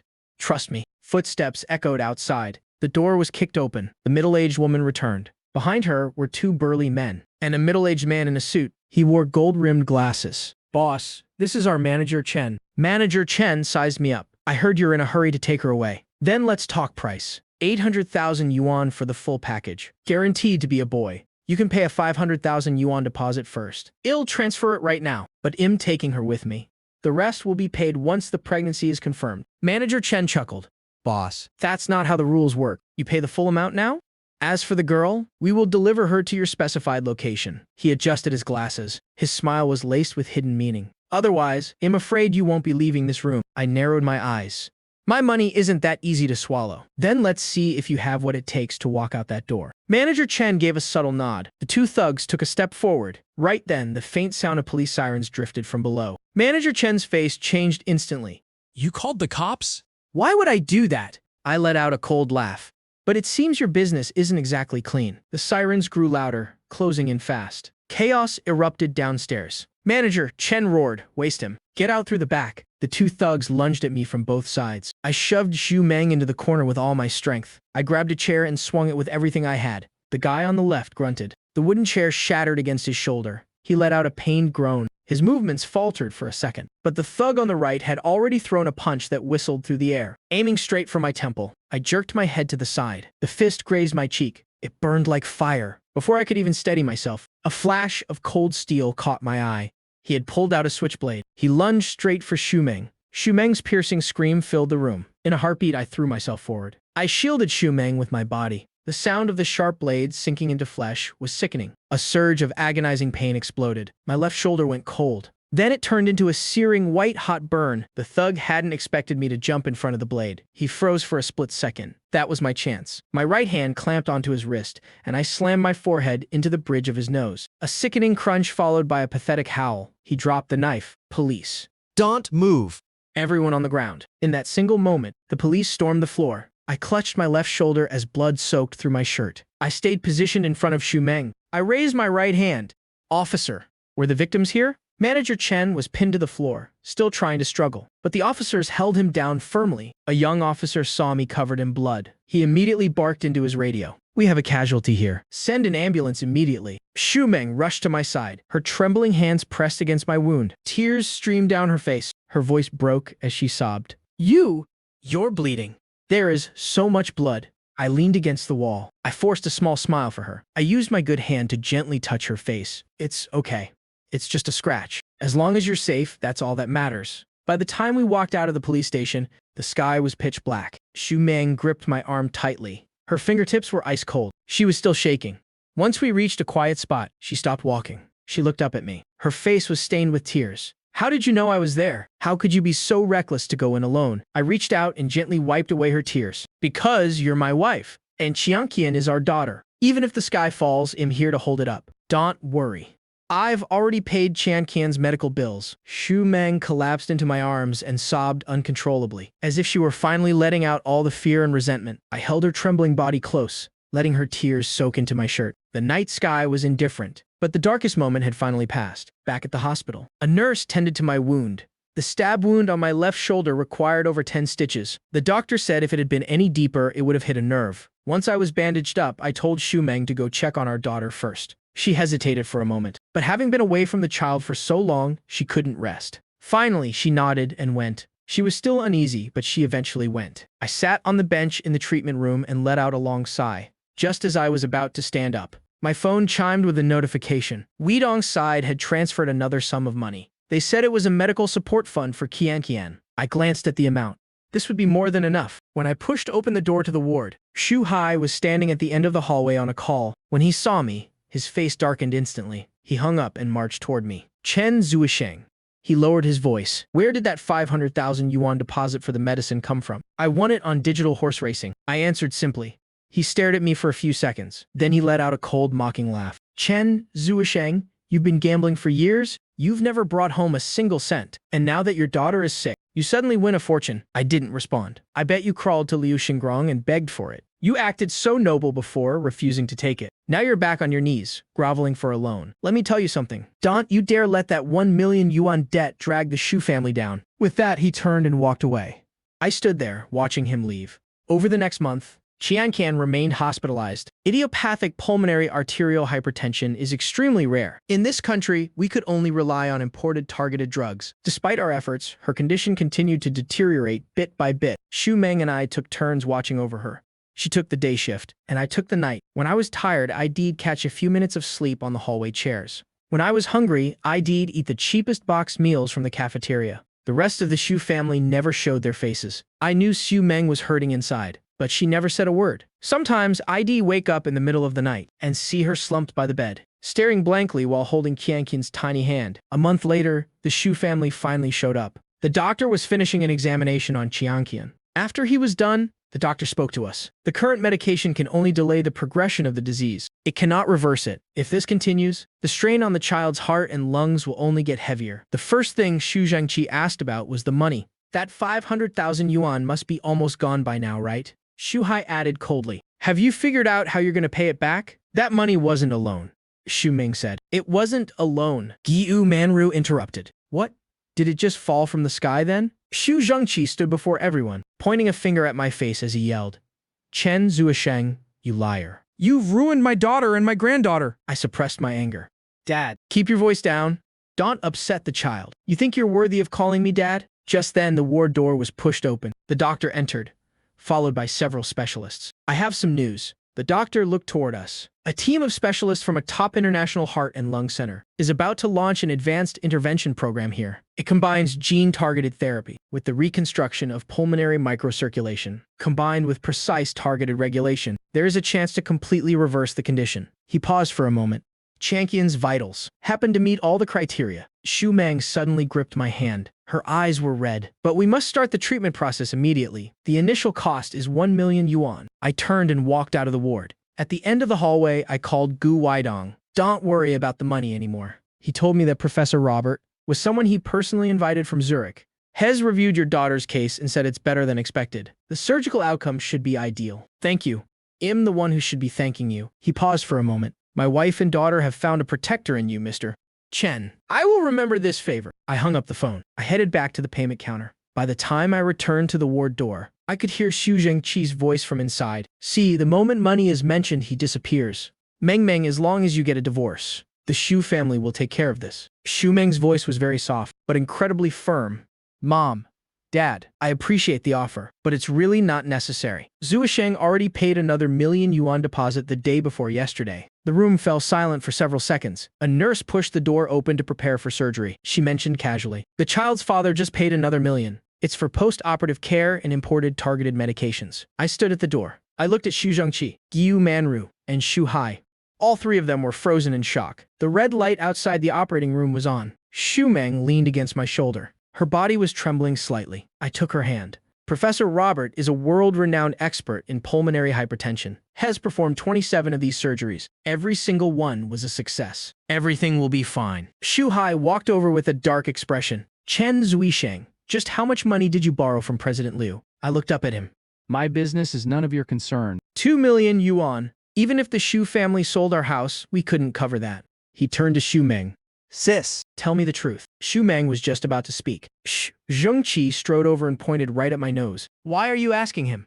He's only good at lying and gambling. He turned to Xu Meng. Meng, Dad currently has 1 million yuan in savings. As long as you agree to a divorce, I'll transfer this money to you immediately. But tomorrow morning, I was planning to invest this money into the pension mortgage project led by Director Zhou. Giyu Manru stood nearby and explained, the annual return is at least 30%. This is an internal opportunity within the retired officials circle. It's a 10-year contract. After 10 years, not only will the company return the house exactly as it is, but there will also be additional returns on the capital. Director Zhou already said it. This is a national pilot project. There are only a few spots available. Your mom and I figured, we'd let the money make money. In the end, it'll all be left to you kids anyway. I looked at Xu Zhangqi. Dad, the model you just mentioned, is mortgaging real estate to a third-party company in exchange for pension funds, right? Xu Zhangqi froze for a moment. His face clearly showed disdain. My old superior personally vouched for it. It's a legitimate company contract, and I've already had a lawyer look it over. what do you know? This is a new scam that's popped up in the last 2 years. These so-called professional companies are usually just shell corporations. Their registered capital is only a few tens of thousands of yuan. Sure, they'll pay the pension on time for the first few months. But by the time people realize what's happening, both their houses and their money will be completely gone. Director Joe is either being scammed himself, or, well, I haven't even finished. Bullshit. Xu Zhengqi flew into a rage. Our lifelong connections and networks. Is it your place, you drunkard, to point fingers at them? The contract is in black and white. You think the government wouldn't regulate it? I think you're just jealous. Dad. Xu Meng suddenly stood up. Her voice trembled. Take your project and go. I don't need your money anymore. Whether Qianqian lives or dies, I'll bear it alone. Xu Zhengqi's face turned pale. He pointed at his daughter, speechless for a long time. Finally, he flung his hand down. Fine. Don't you dare regret this? Gay Manra's eyes were red as she sighed. Shu Hai wanted to say something but stopped. The whole family turned and left. The area outside the operating room suddenly fell dead silent. Xu Meng slumped down onto the bench. Tears fell silently from her eyes. I gently wrapped my arm around her shoulders. 4 hours later, the operating room light turned off. The attending physician walked out. A smile bloomed on his face. The surgery was a great success. She needs to be monitored in the ICU for 48 hours. But the post-operative prognosis is very optimistic. Xu Meng's legs gave out. I caught her just in time. She covered her face. Tears streamed through her fingers, but this time they were tears of joy. 2 months later, Qian was cleared for discharge. Her complexion was much rosier. Although she still needed medication and regular checkups, she could already run and jump around. To celebrate her new lease on life, we made a reservation at a newly opened high-end steakhouse. When she was in the hospital, I promised her that once she got better, I'd take her to eat the best steak ever. The atmosphere in the steakhouse was very elegant. Qian excitedly swung her little legs in her chair. Xu Meng helped her spread her napkin. All the dishes had been served. I was just about to cut the steak when a sharply dressed young man walked past our aisle. He casually glanced over, and his eyes stopped on Xu Meng. He suddenly froze. Looking at Xu Meng, a look of surprise crossed his face. Soon after, it morphed into a meaningful smirk. He took a few steps closer. His gaze swept over me and Qian, lingering on Qian for a moment longer. Finally, his eyes returned to Xu Meng's face. I heard you got married, and this is... Xu Meng's fingers tightened slightly. This man was Zhou Feng, the blind date Xu Meng's parents had tried so hard to set her up with back in the day. Seeing him, Xu Meng's body visibly stiffened. Zhou Feng. Xu Meng's voice was a bit unnatural. What a coincidence. Zhou Feng turned to me, sizing me up from head to toe. The scrutinizing look was blatantly obvious. He held out his hand. You must be Mr. Chen. A pleasure. Is this your kid? She has gotten so big. I stood up and shook his hand. He intentionally squeezed a bit harder. I didn't flinch, just looked at him calmly. Since it's such a coincidence, you wouldn't mind if we joined you, right? Zhou Feng said, taking advantage of the situation. He turned and introduced the heavily made-up woman behind him. Hyping! This is an old friend of mine, Xu Meng and her husband. Meng, this is my girlfriend. He emphasized the words old friend and girlfriend with heavy implication. Whipping's eyes quickly swept over Xu Meng, finally landing on Xu Meng's clothes. A look of smug superiority appeared on her face. She smiled. Sister Xu. Right. What a coincidence. Let's sit together. Under the table, Xu Meng gently grabbed my hand. I squeezed her hand back. I smiled at Whipping. Calling her sister Xu is too polite. You look much more mature than my wife. Whipping's face stiffened. Zhou Feng ordered a few expensive dishes, then looked at me. Mr. Chen, where do you work these days? I just run a small business. I replied calmly. A small business is good too. Lots of freedom. Zhou Feng turned to the waiter. Bring us a bottle of 2015 Montrachet white wine. Let it breathe first. He rattled off the wine's name fluently, then looked toward Xu Meng. Meng, I remember you didn't drink much before, but this restaurant's white wine paired with seafood is truly a masterpiece. You should try a little. Whipping immediately chimed in. That's right. Feng is very particular about his food and drinks. This bottle probably isn't cheap, is it? On the surface, she was asking Zhou Feng, but her eyes darted toward Xu Meng. Zhou Feng feigned nonchalance. It's all right, as long as it pairs well with today's meal. That's what matters. The wine was quickly brought over. The waiter, following proper etiquette, poured a little wine into Zhou Feng's glass for him to taste. Zhou Feng gently swirled the glass, took a sniff, took a sip, let the aftertaste linger in his mouth for a moment, and then nodded. It's good. He put on quite a show throughout the whole process. The waiter was about to pour wine for everyone. I raised my hand and gently stopped him. I picked up the wine glass in front of Xu Meng and said to the waiter, please change this glass. This glass hasn't been chilled long enough. It'll affect the fruity aroma and mineral notes of the Montrachet, especially its relatively delicate structure. The waiter was stunned. He hurriedly apologized and went to get a new glass. I took the new glass, inspected it carefully, and then signaled that he could pour the wine. The calm facade on Zhou Feng's face began to crack. Xu Meng looked at me in astonishment. She picked up her glass and carefully took a small sip. Zhu Feng cleared his throat. Mr. Chen seems quite knowledgeable about wine glasses. However, the characteristics of the Montrachet region are actually more prominent. It achieves a balance between the elegance of Pouligny and the richness of Chassagne. I gave a faint smile. The vintage of this bottle is decent, but if you really wanted to pair it with Today's seafood, then actually, the Corton from the neighboring estate, the Corton Charlemagne Dry White, the 2014 vintage would probably complement the structure much better. Zhou Feng's expression faltered. His face darkened as he changed the subject. Meng, I started my own landscaping company 2 years ago, specializing in auxiliary projects for major real estate developments. It's hard work, sure, but the income is pretty good. He held up 2 fingers and wagged them. He wiping immediately chimed in. Feng is being too modest. He makes over 2 million yuan a year. You know the Xingrong Group, for their high-end real estate properties. We're the ones handling all the landscaping. She looked toward Xu Meng, pretending to care. If you two ever want to buy a house, just come to Feng. He's very close with a lot of developers. He can definitely get you the lowest internal price. I saw Xu Meng's lips pressed tightly together. Zhou Feng looked at me, pretending to be generous as he waved his hand. Hyping, don't say that. Meng, it really is time for you guys to upgrade from that old house of yours. If you need help, just say the word anytime. I can get you the internal price. It'll definitely be hundreds of thousands cheaper than the market rate. Xu Meng's fingers clenched tightly under the table. I gently held her hand. No need.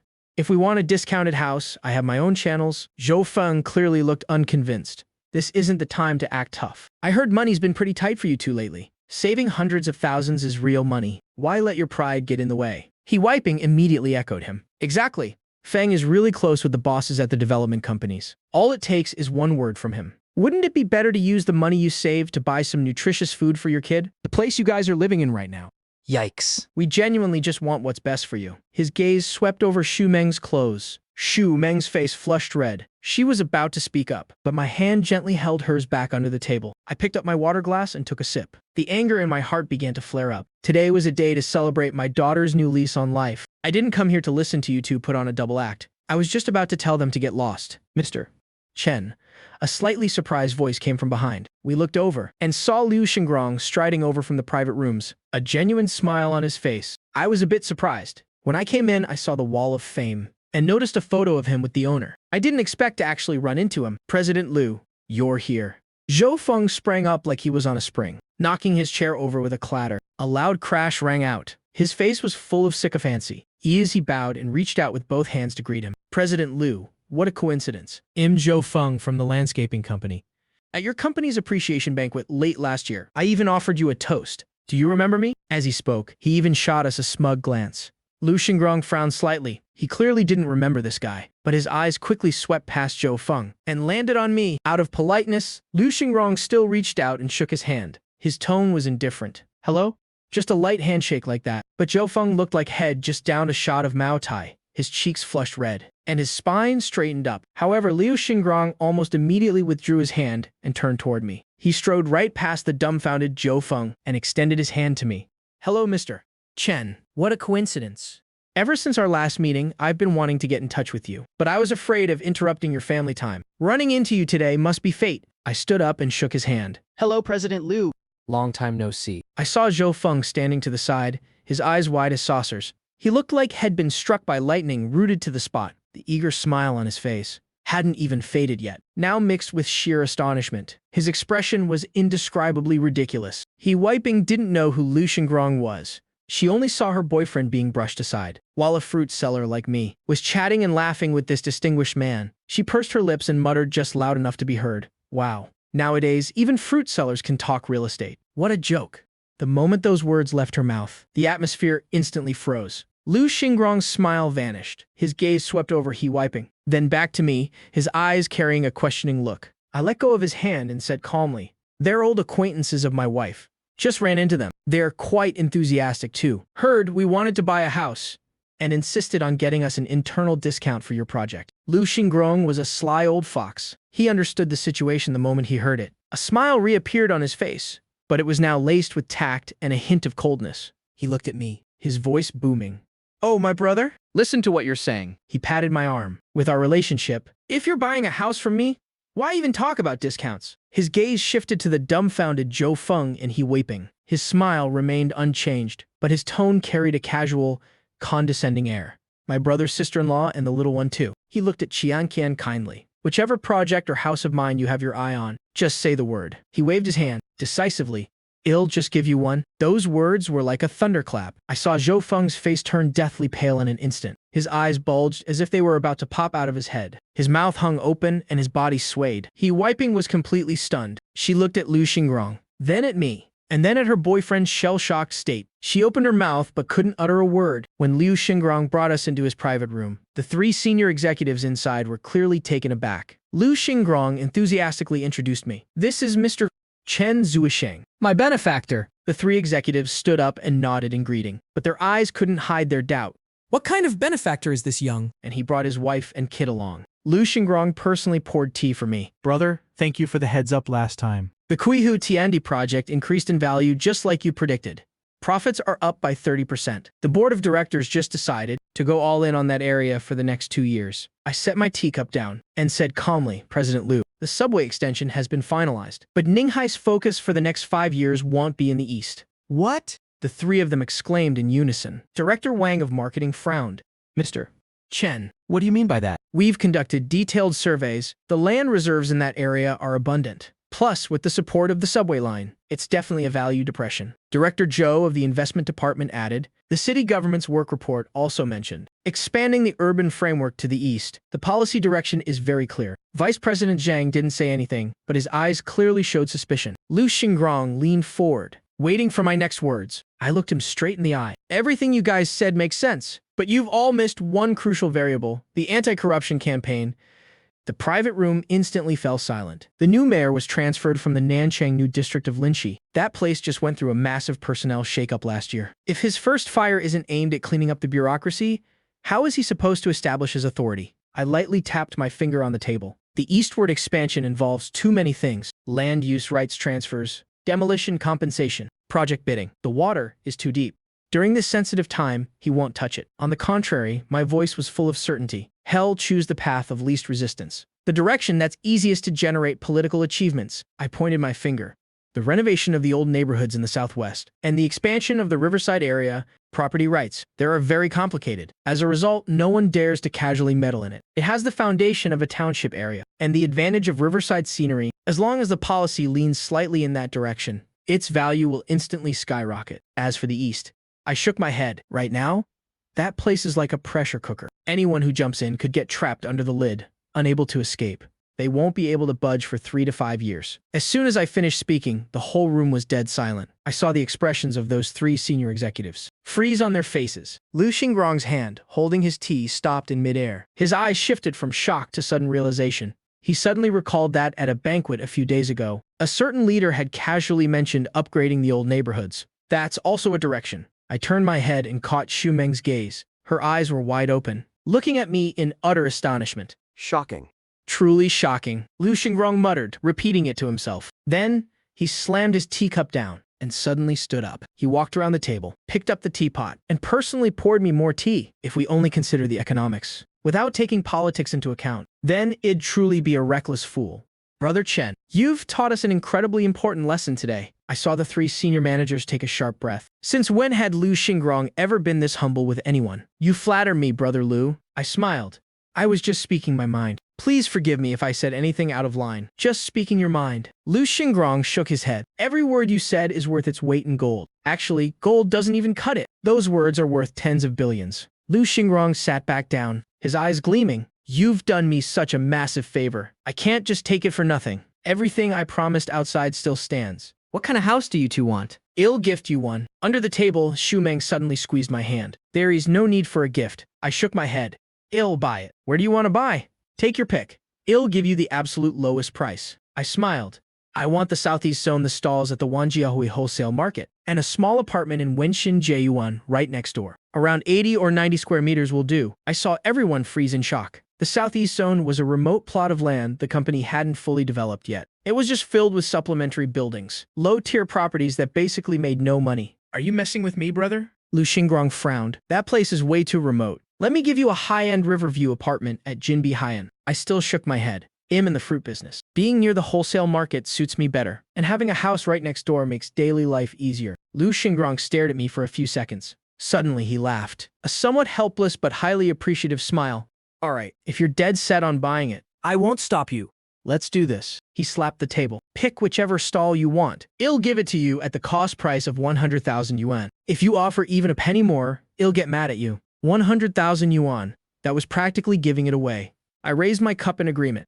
Deal. Brother Lu, thank you. The 2 teacups clinked lightly. I could feel it. Xu Meng's eyes were glued to my face. She looked at me, then at the 3 senior managers who were still dumbfounded. Her lips parted, but in the end, she didn't say a word. After making an appointment with Lu Xingrong to check out the commercial spaces tomorrow, we headed home. Xu Meng stopped by the fruit stall first. She really wanted to upgrade our little stall into a wholesale dealership at the big market or supermarket. I let her clean up the odds and ends of the stall first, while I carried Qianqian home. Just as we entered the residential compound, I was stopped by Auntie Huang, who was walking her grandson. Oh my. Qianqian, last time you were playing with Xiaobao. What did Grandma tell you? Kids need to be obedient. If you don't listen to me, you'll get sick. Remember hearing these words. A fierce anger flared up inside me. Whether my daughter was a good girl or not, wouldn't I know best? Did she get sick because she was naughty and disobedient? Bullshit. I looked down. Little Qianqian was clearly terrified, shrinking back behind me. Qianqian, I said clearly. From now on, when you're outside, no matter who makes you uncomfortable, just come tell Daddy. Daddy will protect you. With that, I turned to leave. Hey now, don't be in such a rush. She chased after me. I heard Qianqian's illness cost a fortune. Are you guys planning to sell your house? I stopped in my tracks. Who told you that? The whole neighborhood is talking about it. If you're really selling, let me buy it. We're neighbors after all. Just don't make the price too steep, all right? As she spoke, she dug into her grandson's dirty pocket, pulled out a piece of candy, and tried to shove it into Qianqian's mouth. Have some candy. I grabbed her wrist, snatched the candy away, and tossed it aside. The house is not for sale. Stop listening to nonsense. With that, I turned and headed upstairs. Behind me, her curses rang out. You're just a family-ruining loser. What are you acting all high and mighty for? Serves you right for being dead broke. After Xu Meng came home, hearing it was Auntie Huang. Her face darkened. Shez, the biggest gossip in the neighborhood. Don't let her get to you. We didn't pay it any mind, but I never expected that idle gossip could stir up such a storm. The next evening, I was playing with Qianqian when Xu Meng's phone rang. She picked it up, listened for a moment, and her expression completely changed. Mom, what are you saying? We are absolutely not selling the house. She hung up. She looked at me, her brows furrowed tightly. My mom said Auntie Huang bumped into them at the supermarket. She told them we were planning to sell the house. My dad is furious. I was just about to explain. When the phone rang again, it was Liu Xingrong's secretary calling to confirm the time for viewing the shop tomorrow. After hanging up, I saw Xu Meng staring at me. She hesitated to speak. What's wrong? Nothing. She shook her head, then added, my dad is very stubborn. If he actually believed Auntie Huang, He's definitely going to do something about it. I held her hand. As for the house, everything will be cleared up once we finish the paperwork tomorrow. She nodded, but the worry on her brow didn't fade. What I didn't know was that at this very moment, Xu Zhengqi was tearing his house apart looking for the property deed. Found it. He tightly gripped the dark red booklet. Targeting this house, huh? His eyes were filled with malice. Isn't that what he's after? Fine. I'll give him exactly what he wants. Guillaume Manru stood beside him, her eyes red. Old Xu, if you really do this? What about Meng Meng? What about Meng Meng? Xu Zhengqi cut her off. She's been completely bewitched by that bastard. If we wait until Chen Zhuang gets his hands on this house, then she and the kid will truly have nowhere to live. He stuffed the property deed into his jacket. Gritting his teeth, he said, I'm getting this done tomorrow. Once the reverse mortgage paperwork is finalized, this house will have absolutely nothing to do with them anymore. Unless Chen Zhuang gets the hell out, and Meng Meng agrees to a divorce. Otherwise, they can forget about ever living in this house. Guillaume Manru opened her mouth to say something, but ultimately stayed silent. Outside the window, the night was pitch black. The lights in the residential compound went out one by one. During breakfast, Xu Meng looked very happy. I could feel her excitement about going to see the shop space today. Qianqian swung her little legs and asked her mom, are we going to have a super big fruit shop from now on? That's right. Xu Meng's voice was gentle. Qianqian can eat whatever she wants. Yay. The fragrant aroma of porridge mingled with the smell of fried eggs. Simple, yet peaceful. But it didn't last long. Bang, bang, bang. Heavy, urgent knocking echoed from the door. Xu Meng went to open it. Xu Zhengqi and his wife stood outside, their faces pale with anger. Mom, Dad, what's wrong? Sorry to interrupt your little house-selling meeting. Xu Zhengqi marched straight through the door, glaring daggers right at me. Selling the house? Xu Meng was stunned. Giyu Manru, her eyes red, pointed at me. Chen Zhuang, are you drowning in debt? And that's why you came up with the idea to sell the house? Do you have no shame at all? I put down my chopsticks. Mom, Dad, you've misunderstood. I don't owe any money and am not selling the house. Shut your mouth. Xu Zhengqi roared, cutting me off. Is there a single word of truth that comes out of your mouth? He turned to look at Xu Meng, his voice rising sharply. Meng. You have to divorce him. Divorce him right now. He's 2 million yuan in debt. He's even about to sell the house. If you don't divorce him, are you planning to drag Qianqian out to sleep on the streets? Xu Meng panicked. Mom, Dad. You've got it all wrong. None of that is true. Who have you been listening to? Do we even need to hear it from anyone? Giyu Manru burst into tears. The whole neighborhood is talking about it. Meng, my heart aches for you. Just divorce him and come home to us. Our home will always be open to you. We don't need you to interfere. Xu Meng's voice dropped. How we live our lives. We know best. We don't need you worrying about it. What do you know? Xu Zhengqi bellowed. I think you've completely lost your mind. Give me a straight answer today. He glared fiercely at Xu Meng, enunciating every single word. Are you going to divorce him or not? Xu Meng bit her lip tightly, saying nothing. Not divorcing him, huh? Fine. His chest heaved with fury. I'm taking this house back. Whether you two end up rich or poor, it has nothing to do with the Xu family anymore. Consider it as if I never had a daughter. Those last few words pierced Xu Meng's heart like an awl. I saw her sway on her feet, her face deathly pale. Tears welled up, but she stubbornly refused to let them fall. She looked at her father's twisted face, and her weeping mother who didn't even dare to look at her. Then, she wiped her tears. Her voice trembled, but it was incredibly clear. I'm not divorcing him. If you want to cut ties, then so be it. We won't live in this house anymore. Well, move out today. Xu Zhengqi's eyes widened. If he were seeing his daughter for the very first time. You're really something? He was shaking with rage. I'm coming to take the house back tomorrow. With that, he grabbed Giyu Manru and stormed off. Giyu Manru stumbled, looking back over her shoulder. Meng, how did you become like this? Your father is only doing this for your own good. Xu Meng screamed at his retreating back. Hez the one who said he wanted to cut ties. Hez the one who said he wanted the house back. I agreed to it. Isn't that being obedient? Giyu Manru's face turned ugly as well. Just keep letting that Chen guy brainwash you. You don't even want your own parents anymore. Just pretend I never gave birth to a daughter like you. The door slammed shut. A few seconds later, Xu Meng threw herself into my arms. The sobs she had been holding back finally burst out. How could they say such things? She cried so hard her whole body shook. I held her tightly, gently patting her back. Qianqian hugged her mom's legs, sobbing softly. Mommy, don't cry. Once Xu Meng had calmed down, I wiped away her tears and looked into her red eyes. I glanced around the cramped, rundown house. We can't stay here forever anyway. It's time we had a home of our own. She looked up at me. Don't worry about the money. I took her hand. Let's go look at the shop. She nodded, then went into the bedroom and brought out a dress, a pale blue one. I recognized it immediately. It was the nicest outfit she had bought since we got married. She usually couldn't bear to wear it. Watching her try on that old dress, my heart suddenly ached. There was still over 3 million yuan in the card. It was time to buy her and our daughter some decent clothes. Let's go. Xu Meng smiled at me after changing into the dress. Let's go see your big business venture. Just as we got downstairs and reached the street, 2 honks sounded beside us. Beep, beep. Turning around, the window of a black Mercedes rolled down, revealing Liu Xingrong's smiling face. Brother? Sister-in-law? Hop in. I paused for a moment, then smiled. This Liu Xingrong. He didn't even bring his driver. He actually drove here himself to pick us up. The car rolled toward the southeast zone. On the way, Liu Xingrong chatted. Brother, Wanjiahui was originally built just to use up leftover materials. The location is a bit remote. It's neither in the new development zone nor the old town. He turned onto a somewhat run-down street. This area is called the resettlement zone. Quite a few people from the old town were relocated here. The roads are wide and the houses are brand new, but the supporting facilities haven't caught up yet.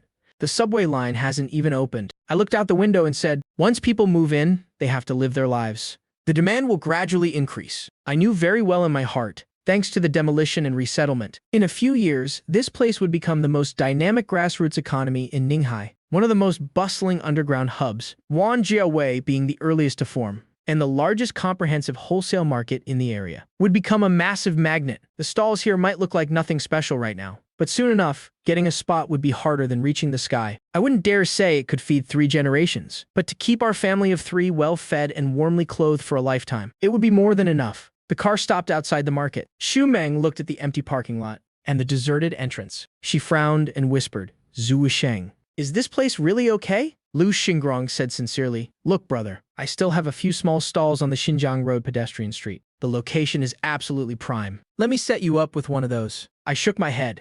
The consumer demographic on Xinjiang Road doesn't suit us, but here is perfect. Don't let its current emptiness fool you. In the future, this place is going to boom beyond imagination. On Liu Xingrong's face, a smile bloomed, but his eyes revealed his doubt. I casually dropped a hint. Brother Lu. Don't be in a rush to transfer your shares in Wanjiahui. If any minor shareholders want to pull out, buy up all their shares. In the future, this southeast zone and Wanjiahui will be a treasure trove laying golden eggs. Every inch of land will be worth its weight in gold. Lu Xingrong's eyes narrowed. Brother, are you serious? I looked him straight in the eye. Whether it's true or not depends entirely on whether you're willing to believe it. Lu Xingrong didn't say anything else. He looked around the empty outskirts of the market, lost in thought. Let's go inside and take a look. He regained his cheerful demeanor and led us inside. When the property manager saw Lu Xingrong, he immediately jogged over. Chairman Lu, show us the commercial spaces, especially the prime locations. The manager eagerly led the way, taking us to a prime spot near the main entrance. President Lu, Mr. Chen, please, take a look at this unit. He pointed to a space that was significantly larger than the rest. This is one of the largest spaces in our market. The location is absolutely prime. The area is spacious, and it's great for displays. Whatever you sell here, it'll look incredibly high-end. This space really wasn't bad. Very bright and well-ventilated. Lu Xingrong looked over at me. Brother, are you happy with this one? Xu Meng's eyes lit up, waiting for my decision. I shook my head. I'm not taking this one. Huh! The manager was stunned. Look, man. Huh! The manager was stunned. Look, man. This is the best location we have. I shook my head, my gaze shifting deeper into the market. Let's go check out the side entrance. The side entrance? The manager was confused. There is barely any foot traffic over there. It's a bit remote. Just lead the way. We walked to the northwest side entrance. This area was near the freight corridor and right on the edge of the parking lot. Foot traffic was extremely sparse. Most of the spaces near the side entrance were empty. The glass was covered in a thick layer of dust. My eyes landed on an inconspicuous stall. It wasn't directly facing the side entrance, but was recessed slightly inward. There was also a load-bearing pillar right next to it. Right then, I pointed at it. Seeing this stall, Xu Meng couldn't help but speak up, looking at the deserted surroundings, then at the stall hidden behind the pillar. Her face was full of doubt. Lu Xingrong also frowned. Brother, this location is way too remote. The lighting is poor, and that pillar blocks the entire view. Why don't we go back to the front and look around some more? No need to look anymore, I said firmly. This is the spot. Why this spot? Xu Meng asked softly. I lowered my voice. Because of the feng shui. Good feng shui. I pointed at the load-bearing pillar. Look at this pillar. In feng shui, it represents a solid backing. The stall being recessed inward helps gather energy and store the wind. Once wealth flows in, it won't easily scatter. I pointed toward the freight corridor outside the side entrance. The passing vehicles represent motion. Our spot represents stillness. Motion and stillness combined, creating endless growth. Xu Meng was dumbfounded hearing this. Lu Xingrong didn't know whether to laugh or cry, and didn't try to persuade me anymore.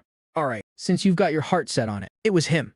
He told the manager, take this unit and get the contract ready. He didn't even go back to the office. Instead, he had the manager bring the contract to the Mercedes. Right there in the car, Tu Meng and I signed the lease agreement. A 30-year term with an option to renew. The total rent was 100,000 yuan. At this price, it was basically a gift. Tu Meng held the contract, giving the most relieved smile Shed had all day. Zhu Sheng, where are we going now? The shop is settled, so let's look for a house around here. If we find one we like, we'll buy it. At the mention of buying a house, Tu Meng's eyes lit up. That's right. Buying a house. Lu Xingrong chimed in. Brother, you want to buy a house nearby? Easy. There's Yuejiantai nearby, and Dongmen Mingzhu. They're both developed by my company or partners. Whichever one you set your sights on, it'll give you the lowest price possible. I shook my head. No need for those places. Let's just go check out Wenshin Jiayuan. Wenshin Jiayuan. Lu Xingrong was stunned. That's a resettlement area from a few years ago. It was sold out and handed over a long time ago. Now it's mostly secondhand sales. I knew what he meant. He could influence the price of new houses. But for secondhand ones, it's hard to directly affect the price. I smiled slightly. I knew whether it was new or old didn't matter. As long as the location was right. Lu Xingrong made a phone call. Less than 15 minutes later, a white commercial van drove up. The door opened. A man in his 40s stepped out. He had a bit of a beer belly. President Lu, what brings you here in person? He trotted over, reaching out both hands. Then he turned to us. My name is Zhu. Zhu Fulai. Fulai Real Estate. Whatever President Liu asks, he'll handle it. Lu Xingrong nodded slightly. Old Zhu, this is Mr. Chen, my brother. He wants to see some houses in Wenshin Jiayuan. Got anything suitable? Of course, of course. Zhu Fulai patted his chest confidently. Since President Liu spoke up, the brokerage fee is waived. Consider it a gesture of friendship. There are 4 units for sale in Wenshin Jiayuan right now. We went to see them one by one. The first 3 were quite ordinary. The last one was on the top floor. As soon as the door opened, sunlight flooded the entire room. It was a shell unit with concrete floors and bright, clean white walls. 2 men walked into the living room. The view at the end suddenly opened up. Outside was a terrace, about 90 square meters in size. Zhu Fulai stepped closer to explain, Mrs. Chen. Technically, this terrace is a common area, but look at the layout. This is the only unit on the top floor. Outsiders can't just wander up here. If you enclose the entrance, it's essentially your own private garden. Tu Meng didn't say anything, just stood in the sunlight, looking out at the open space. I stepped forward. If we enclose this area, we can put up a trellis for climbing roses over there, and build a flower bed for hydrangeas here. In the southeast corner, we'll put a rattan table and 2 chairs. On summer nights, we can sit here, drink tea, eat watermelon, and watch the stars. Tu Meng turned her head to look at me. She didn't say a word, but her eyes were slightly red. The house was 120 square meters. With the terrace, the total usable space was 180 square meters. I looked at her. Meng, do you like it? She didn't answer immediately, just looked around for a long time. Then, she gave a slight nod. Lu Xingrong immediately spoke up. Brother, let's lock this one in. Don't worry about the renovations. I'll take care of it. He waved his hand dismissively. This project was developed by my company. We have all the blueprints ready. I'll have someone enclose the balcony, open a door from the living room, install a spiral staircase outside, and add a glass roof on top. We have the materials in the warehouse. I'll get it done for you while I'm at it. Tu Meng asked, how much will that cost? Oh, please. Lu Xingrong laughed brightly. Sister-in-law, don't mention money to me. A little decoration like this is just a small favor. He had decided I was someone worth befriending. I didn't stand on ceremony. All right. Thank you, Brother Liu. Zhu Fulai was about to finalize the deal for this unit. President Zhu, I turned to him.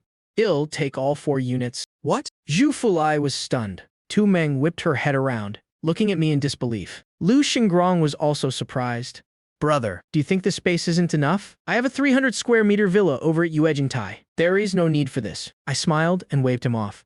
Brother Liu. I really like this location. I looked out the window. It's close to Wanjiahui, within walking distance. There is a kindergarten right next door for Qianqian's school. And Meng's business, it's very convenient. Tu Meng tugged on my sleeve. She lowered her voice.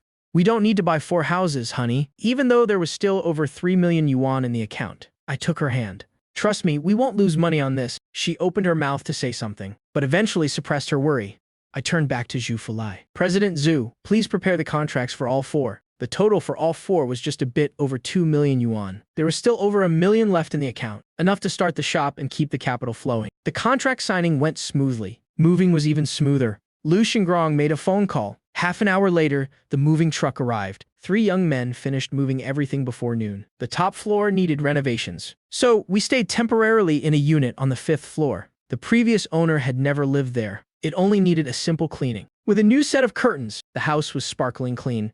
Tu Meng placed the pothos plant shed raised for years on the windowsill. Chan Qin kicked off her shoes and ran around happily on the new floor. She ran from room to room, like a little bird chirping with joy. Mommy, is this room mine? Daddy, are we gonna live here from now on? Tu Meng sat on the sofa that Lu Xingrong had just gifted us. He said it was a floor model from the warehouse, but it was actually brand new. Even the plastic wrap hadn't been removed. She looked around, watching her daughter run and play. Her gaze was a bit dazed. Yesterday, she was still squeezed into that dark, damp, dilapidated house. This morning, she was still in a heated argument with her parents. Now, she was sitting in a spacious, bright new home. She already had a commercial stall under her name, and 4 houses under both our names. That top-floor apartment with the terrace was waiting for us to turn it into a garden in the clouds. It happened so fast, it felt like a dream. Sunlight streamed in through the window. In her slightly moist eyes, tiny glints of light reflected. I saw how moved my wife was. In that moment, I felt that spending over 2 million yuan was worth every penny. 0.2 million yuan for 4 houses. I knew deep down just how valuable this investment was. In just 1 year, the educational landscape of Ninghai would undergo a seismic shift. A former leader in the capital, originally from Ninghai, was about to retire from an important position. He had lived a life of integrity, but for this one time, he took the initiative to propose a plan. He wanted to leave something behind for his birthplace, not just a school in name only, Not just a donation for construction, but something real. Bringing the best educational resources from the capital, the North China affiliated primary school, to Ninghai, and the location chosen for the branch was the vacant lot right next to Wenxin Jiyuan. For the first enrollment of the North China branch in Ninghai, everyone would be fighting tooth and nail to get in. The school district boundaries perfectly encompassed the entire Wenxin Jiayuan area. Overnight, this resettlement area that everyone looked down on was completely transformed. It became the most sought-after top-tier school district housing in Ninghai. Property prices skyrocketed like a rocket. The old neighbors who received resettlement housing years ago accidentally became filthy rich for the second time. Some sold one house, and it was enough for their son's down payment in Shanghai. Some took the old house they'd lived in for half their lives and traded it for cold hard cash. The elderly couple then traveled the world. For those 2 years, all of Ninghai talked about Wenxin Jiayuan. Some were admiring, some were green with envy, some regretted not buying sooner, some were stomping their feet in frustration. Every kind of emotion was on display. And right now I have 4 units in my hands. When the price hits its peak, I'll choose the right time to sell 3 of them, keeping 1 to live in. By then, forget about never worrying about money again. Even if Meng Meng decided to retire and enjoy life right now, she would live a life of leisure and comfort. Of course, if I wanted to make even more, with the information and capital I have, I could easily sweep up a few more nearby neighborhoods, but there's no need. Having been reborn once, I've come to realize that money is something you can never finish earning. Money is something I spent my whole life on, building a $100 billion fortune from scratch. But in the end, what did it matter? In this life, having enough money is fine. My daughter's smile, my wife's gaze, the peaceful moments when the family gathers for a meal. These are the things that are truly real to me. Tuhai sat in his car for nearly 20 minutes. The phone clutched in his palm was burning hot. Finally, he started the car. His father had roared so fiercely over the phone that if he really didn't show up, he feared he might never be able to go back to that home. The car wove through a few turns and stopped under that familiar old apartment building. He took a deep breath, went upstairs and knocked on the door. No one answered.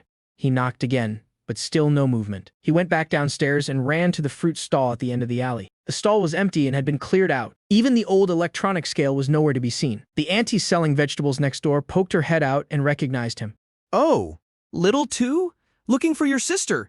Yes. Did my sister's family move away? They moved out around noon. The auntie's voice was loud and clear. A big truck came. A few young men were working away, and in no time they cleared everything out. I was wondering about it myself. They've been here for over 10 years. How could they just move like that? Tuhei's head began to throb. Where did they move to? I wouldn't know that. The auntie shook her head. Didn't your sister tell you? Tuhei didn't answer. He stood before the empty fruit stall, clutching his phone motionless for a long time. All of this was what Tu Meng heard over the phone later, and what I pieced together from her fragmented stories.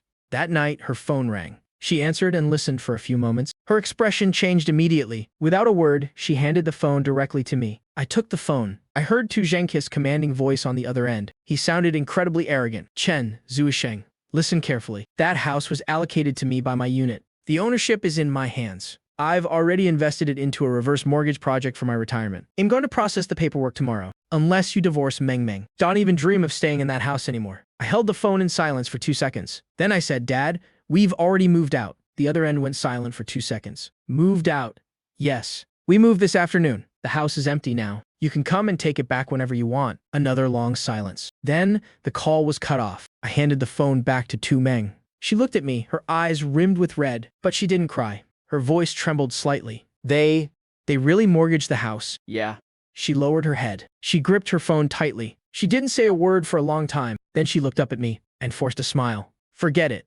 We weren't going back anyway. I nodded and pulled her into my arms. The fruit wholesale supermarket at Wanzhou was renovated and opened for business. In the first month, business wasn't very brisk. Tu Meng would sometimes look at the empty shop with a hint of worry in her eyes. I wasn't in a hurry. There was still money in the account. We owned the shop. There was no rent to pay. The top floor apartment was still being finished. Life is meant to be lived day by day, not in a rush. A month later, Liu Xingrong called. He said the renovations were complete. We went over for the final inspection. The moment we stepped inside, Tu Meng stood frozen in place. The wall between the living room and the balcony had been completely knocked down. Liu Xingrong had actually installed a set of floor-to-ceiling sliding glass doors. Right now, the doors were wide open. Sunlight from the balcony flooded in, filling the entire room with a golden glow. The balcony had been transformed. The concrete floor was covered with rot-resistant outdoor wood. Flower beds were built in the corners, planted with climbing roses and blue plumbago. The trellis was already up. Although the vines hadn't covered it yet, Spots of green were already starting to climb. In the southeast corner sat a round rattan table, along with 2 chairs. On the table, there was even a rustic ceramic vase, with a few sprigs of hydrangeas. A glass dome covered half the balcony. It was transparent, letting the sunlight through, while keeping the rain out. Tu Meng walked in slowly. She looked around for a long time, then covered her mouth with her hand. Her eyes were red with emotion. Qian Qian was the one who rushed in cheering. She had been downstairs, being shown around by Lu Xingrong's assistant. She had been looking at the apple tree, but when she turned around and saw her parents, and realized her mom was gone, she ran upstairs on her short little legs. As soon as the door opened, she was stunned. Then she let out a wow. She dashed into the living room and spun around. Then she dove onto the rug and spun again. The apple green sofa, the round table, the glass cabinet, everything made her exclaim, "Mommy, it's so beautiful here." I looked at the two of them. Suddenly, the multi-billion-dollar contracts and corporate takeovers from my past life. The moments of glory under the spotlight, none of it compared to even a fraction of this moment. And the good news just kept coming. 2 months later, the fruit wholesale supermarket, which had been quiet, suddenly saw a boom in sales. Part of it was thanks to Tu Meng's beauty live streamer image. This was my idea. I told her, Meng, every day the customers in the shop are new. Why don't you try live streaming? You don't even need to try hard to sell. Just set up your phone and record how you usually sell fruit, how you arrange the stock, and how you chat with the customers. Tu Meng was a bit bewildered at the time. Live stream? Me? I don't know anything about that. You don't need to. Like I said, just be yourself. I prepared 2 outfits for her. Not the flashy kind of live streaming clothes, just simple linen shirts and solid colored aprons. Her hair was tied back in a quick bun. She looked fresh and clean. We didn't use any of those weird filters for the lighting, just a warm-toned ring light shining on the fruit stall. The backdrop was the stall at Wanjiahui. Fresh seasonal fruits were neatly arranged on wooden shelves, with handwritten price tags. They even had Qianqian's scribbled handwriting on them. In the first week, the livestream only had an average of 3 to 5 viewers. Tu Meng wasn't in a rush. When no one was talking, she just lowered her head and organized the stock. Occasionally, Shed look up and smile at the camera. Shed say things like, "The strawberries are very sweet today," or "The blueberries just arrived." By the second week, one evening, she was scrolling through her phone and saw a farmer selling blueberries directly from their orchard in the neighboring province. He was squatting on the edge of the field, sighing deeply with every breath. Tu Meng watched the video over and over. First thing the next morning, she called the supplier. She placed an order for 500 pounds right then and there. She didn't write a script or anything. She just displayed the fruit on her live stream. She simply mentioned that these blueberries were delicious, and that life isn't easy for the farmers who grow them. She just wanted to help out however she could. That night, hundreds of people suddenly flooded into the live stream room. The comments started flying by. "Shes, so beautiful. Is she really buying these just to help the farmers? I just placed an order to support a seller with a heart." Tu Meng was stunned. She started answering questions, completely flustered. Her face turned bright red. The next day, the platform began pushing massive traffic her way. As soon as she added the support farmers tag, the viewers poured in like a dam had burst. By the third day, orders were jumping constantly, no longer one by one, but page after page. The order printer whirred from morning until night. It hummed incessantly without a single break. It wasn't just online either. The physical store was absolutely exploding. Roadwork began at the main entrance of Wanjiahui. They were renovating the city's underground pipe network. The construction notice estimated a duration of 8 months. With the main gate closed off, vehicles couldn't get through. The crowd that usually headed for the main street shops suddenly swarmed toward the north side entrance. And that north entrance was exactly where Tu Meng and I had our shop. Trucks arrived one after another, forming a long line right in front of my store. Unloading in the front, loading up in the back. Mangoes had just hit the shelves on this side, while on the other side, wholesalers were already waiting with invoices to place orders. "Boss, give me 5 more crates of Jinhuo mangoes. Are there any shine muscats left?" I'll take 10 crates of cherries. Buying in bulk, remember? In the span of a single day, Tu Meng and I were worked to the bone. Forget having a meal. We had to fight just to find a second to grab a sip of water. When we got home, Tu Meng collapsed onto the sofa. She didn't even have the strength to lift her hand and brush her hair. The next day, I quickly asked Lu Xingrong for help. We hired 5 more people. Only then were we finally able to catch our breath. "Little brother, I found the people you were looking for." Lu Xingrong's voice boomed loudly over the phone. I wiped my hands and tucked the phone against my ear. Brother Lu. Sorry to trouble you with this.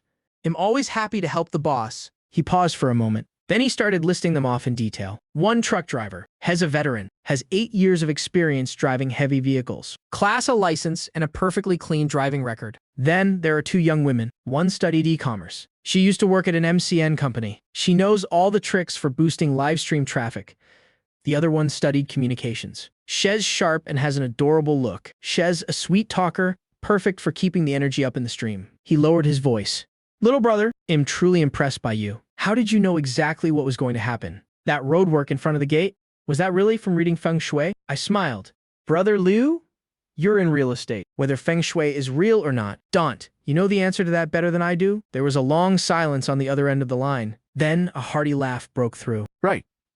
Some things only exist if you believe in them. Little brother, I truly admire your vision. I didn't offer any further explanation. The main gate would be under construction for 8 months. I did indeed know about the underground pipe network beforehand. In my past life, it was for this very reason, that the North Gate became the primary entrance. That once deserted corner was transformed into prime real estate by the sheer flow of people and vehicles. Back then, a feng shui master even made a special trip there. He pointed at the pillar at the North Gate and spoke. He called it the Dragon Pillar suppressing the water. And the shop next to it was the reclining tiger hiding the wind. The rumors made it sound incredibly mystical. And now, I was reaping the full benefits of this location. But even I didn't fully expect that Mang's livestream would become such a massive hit. A barefaced beauty supporting local produce. 340 barefaced beauties supporting agriculture. 220 27 039 097 40 33% 238 1980 2380. Boosting domestic consumption. 223 80 10 2700 340 348 89 23 203 980. Boosting domestic consumption. Rural revitalization. Meng checked every box that the brands wanted to promote. The traffic poured in like a flood, all focused on her. Sometimes during a rare, quiet moment, she would sit dazed by the display shelves. Zuisheng. I did the books today. Last month, between online and offline, we made 1.37 million yuan. That's a profit of 210,000 yuan. Her expression was a bit vacant. Sometimes she wakes up early in the morning, staring at the ceiling, wondering if this is all just a dream. Fearing that when the dream ends, she'll still be in that old cramped dormitory, with Qianqian sleeping against the wall. And her husband still hasn't come home. She trailed off, unable to continue. I took her hand in mine. It's not a dream. And even if it were, it's a dream we built with our own 2 hands. She looked up at me. Her eyes were slightly rimmed with red. I had to find a way to distract my wife. Meng, making money isn't the most important thing for us right now. Right now, making money isn't our top priority. She tilted her head and looked at me. I said Qianqian has a follow-up appointment at the hospital next month. Plus, she's starting to get homework from preschool now. Meng was silent for a few seconds. Are you saying I'm not spending enough time with her? I'm saying that we aren't short on money anymore. I looked directly into her eyes. What we're missing is being there to watch her grow up. She took a deep breath. I know, but I just can't seem to stop. Sometimes I feel like if I stop, all of this will just vanish. It won't go anywhere, I said with a smile. But she suddenly frowned. She said, seriously? Chan starts primary school next year, the nearest public school. The quality of teaching there is very mediocre. The good schools in the city either require residency, or you have to pay a massive choice fee. Houses near the top schools in the city center, even the old run-down ones, are 40 to 50,000 yuan per square meter. A small 50 or 60 square meter flat would cost over 3 million yuan. She spoke faster and faster, as if something was driving her to keep racing forward. No, I have to earn a bit more. Seeing her like this, I didn't know whether to laugh or cry. Meng, don't worry. Our daughter is very blessed, and blessed people can afford to take it easy. She was stunned for a moment. Clearly, she didn't quite understand what I meant. I couldn't tell her about the North China Practice Elementary School just yet. The time wasn't right. Once that news is officially announced, half of Ninghai will go absolutely crazy. The fruit wholesale business was like a rolling snowball, getting bigger and bigger with every turn. The company registration was complete. I was the one who chose the name, Mengsheng Fruits. When Meng saw the business license and saw our 2 names side by side, a faint smile touched her lips. It's official now. I suggested to my wife that we should offer higher wages. She nodded and adjusted the salaries up a level. Operations at the shop became much smoother. The 2 of us finally didn't have to be at the store every single day, especially the live stream room. The young staff members picked things up very quickly. Meng only appeared during specific time slots, but every time she went live, the comment section would explode. The title, Fruit Beauty. I'm not sure when it started, but it spread far and wide. That afternoon, Meng's phone rang. After she hung up, she told me, the management of the old market notified her to come and collect her deposit. How much? 2,000 yuan. I laughed. That's not even half of what we make in a day now. Still, we can't just leave it. Why give the management a freebie? She gave me a playful glare. Then she started putting on her shoes. 20 minutes later, Meng was standing at the entrance of that familiar alley. The rundown little fruit stall had a new owner. The new sign they'd put up looked very bright. She stared at it for a few seconds. She shook her head and turned toward the management office. All of this was what she told me. After she returned home, inside the management office, as soon as Manager Zhou saw her, He became so enthusiastic, it was like he was a different person. Once the paperwork was done, Manager Joe pulled her aside to chat. He asked where we were living now. Tu Meng blurted out, near Wanjiahui, in Wenxin Jiayuan. Manager Zhu's eyes nearly popped out of his head. Wenxin Jiayuan. You guys are living in Wenxin Jiayuan. Tu Meng was confused. Why? What's wrong? Manager Zhou didn't answer. He turned around, found a document, and slapped it down in front of her. It was a copy of an official document with a red stamp. The title was very long. Tu Meng's eyes caught a few keywords. North China Affiliated Elementary School. Site selection, Hainan Gaoyu Complex. School District Division, Naihuang Yixia District. Wenshin. Her gaze moved down one line. There it was. Wenxin Jiayuan has been included in the school's enrollment zone. Below that was some small print. The announcement date was 3 days ago. What does this mean? Tu Meng didn't react immediately. Sister Zhou, who was standing nearby, started rambling. Your area is a top-tier school district now. The North China Practice Elementary School is moving there. That's the best school in all of Ninghai. Those old houses in Wenxin Jiayuan that nobody wanted before. Guess how much they're going for per square meter now? Tu Meng's mouth hung open, but she couldn't find the words. 130,000 yuan. Sister Zhou held up her fingers. 130,000, and people are still fighting to buy them. She assumed Tu Meng was just a renter. Her face was full of pity. Oh dear, if only you'd bought a place there sooner. Renting is just paying off the landlord's debt for them. Those owners are making a fortune now. Think about it. 130,000 per square meter. Even a small 100 square meter flat is worth over 10 million yuan. Tu Meng froze. Over 10 million yuan. Wenxin Jiayuan, 130,000 per square meter. The complex where she owned 4 houses. 4 whole houses. She told me later that at that moment her legs went completely weak. She had to lean on the table just to slowly sit down. Sister Zhou was startled. What's the matter? Your face is as white as a sheet. Are you feeling all right? Tu Meng shook her head. She opened her mouth to speak, but her voice was trembling. Sister Zhou, how much did you say the houses in Wenxin Jiayuan are worth now? 130,000 yuan. Why? Tu Meng didn't say another word. She just sat there, dazed, staring at the stack of documents on the table. She didn't move an inch. Then she dialed my phone number. When my phone vibrated, I was in the shop checking the inventory list. The screen showed Dear Wife, so I picked up. There was no sound from the other end. Meng Meng. Zuisheng. Wenxin Jiayuan. It's up to 130,000. I froze. The North China Affiliated Elementary School is right next door. The school district policy has been implemented. 130,000 yuan per square meter. I leaned back against the shelf. I was actually a bit surprised. In my past life, this news wasn't announced until a year later. In this life, it's half a year early. Meng Meng, come home first. Well, go check with the real estate agent. She gave a soft okay and then paused. Zuisheng, when you bought those 4 houses, did you already know something? I smiled. How could I have known? If I had known beforehand, I would have borrowed money to buy up the whole complex. Why would I even bother opening a fruit shop? There was silence on the other end for a few seconds. Then she gave a soft She hung up and rushed back, but someone else had already beaten her there. A black Mercedes was parked right in front of the shop. Lu Xingrong strode inside. Little brother, you've heard about the school district news for Wenxin Jiayuan, right? I set the order form down. I just found out. I was away on business. I came straight here the moment I got off the plane. He leaned in close and lowered his voice. Little brother, tell me the truth. Did you know about this policy beforehand? I let out a slow smile. Brother Liu, if I could predict school district changes, why would I still be in the fruit business? Lu Xingrong stared at me for a few seconds. Finally, he let out a loud laugh. Little brother, there are plenty of lucky people in this world, but nobody is ever as lucky and precise as you are. I just smiled and didn't reply. When Tu Meng returned, her face was still flushed. The 3 of us went straight to Fly High Real Estate. We could tell something was up the moment we arrived. A massive crowd was gathered outside. The doors were nearly bursting from the pressure of the people. Inside, it was even more packed. Are there any units left in Wenxin Jiayuan? I don't care about the layout. I'll pay cash. Zhou Fulai squeezed his way out from the crowd. He was drenched in sweat. His eyes lit up the moment he saw me. He rushed over to greet us. Mr. Chen, you're here.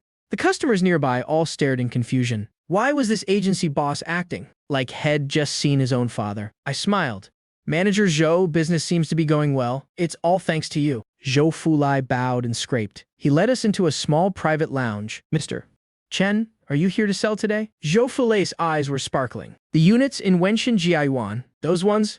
Tu Meng bit her lip. The one on the 5th floor and the one on the 3rd floor. We're keeping the penthouse for ourselves.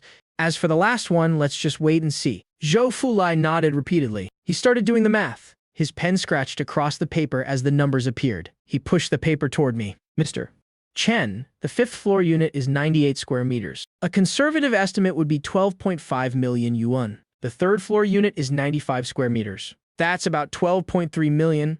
Together, that's 24.8 million yuan. I saw Tu Meng's fingers tremble slightly. I nodded. Fine, let's go with that price. Zhou Fulai kept nodding. Then he remembered something. Mr. Chen, about the commission. I laughed. Manager Zhou, you can't waive it this time, can you? Zhou Fulai was stunned for a moment. A complex look crossed his face. Mr. Chen, last time you told me that you'd let me earn the commission back next time. I thought you were just being polite, so I didn't take it to heart. But you actually came back. He looked at me with an intense, burning gaze. Lu Xingrong's eyes swept over us. Tu Meng also turned to look at me. I gave a small smile and put my arm around Tu Meng's shoulders. It has nothing to do with me. It's because my wife is as kind-hearted as she is beautiful. Hearing that, Tu Meng's face turned bright red. She gave me a playful little smack. My phone vibrated. 24.8 million yuan had been deposited into the account. I took a quick glance and tucked the phone back into my pocket. But Tu Meng couldn't stop staring at her own phone screen. She checked that string of numbers over and over. She even pointed at them with her finger, counting the digits several times before finally looking up. Zuisheng. Am I a multimillionaire now? I nodded. That's right. But I don't feel any different. She frowned, looking completely bewildered. The numbers are in the phone. The house is still right there. The shop is still as busy as ever. How did I suddenly become a millionaire? Lu Xingrong, standing nearby, burst out laughing. Sister-in-law, a wealthy person has to live like a wealthy person. That's the only way to really feel it. Little brother, take my advice. Move into a big villa. My company has a project over at Quihu. We just released a batch of detached villas. The environment is great, and they're very private. They have gardens and garages. I'll save the best one for you. Consider it my way of saying thank you. He spoke with total sincerity. I understood exactly what he was thinking. Now that the school district news for Wenxin Jiayuan was out, the value of the houses Head hoarded and his shares in Wan Jiahui had skyrocketed even more than mine. His profits from this were no less than if Head developed 2 entire real estate projects. He wanted to build an even closer bond with me, but I shook my head. I appreciate the offer, Brother Liu, but we aren't moving. Tu Meng, standing beside me, nodded vigorously.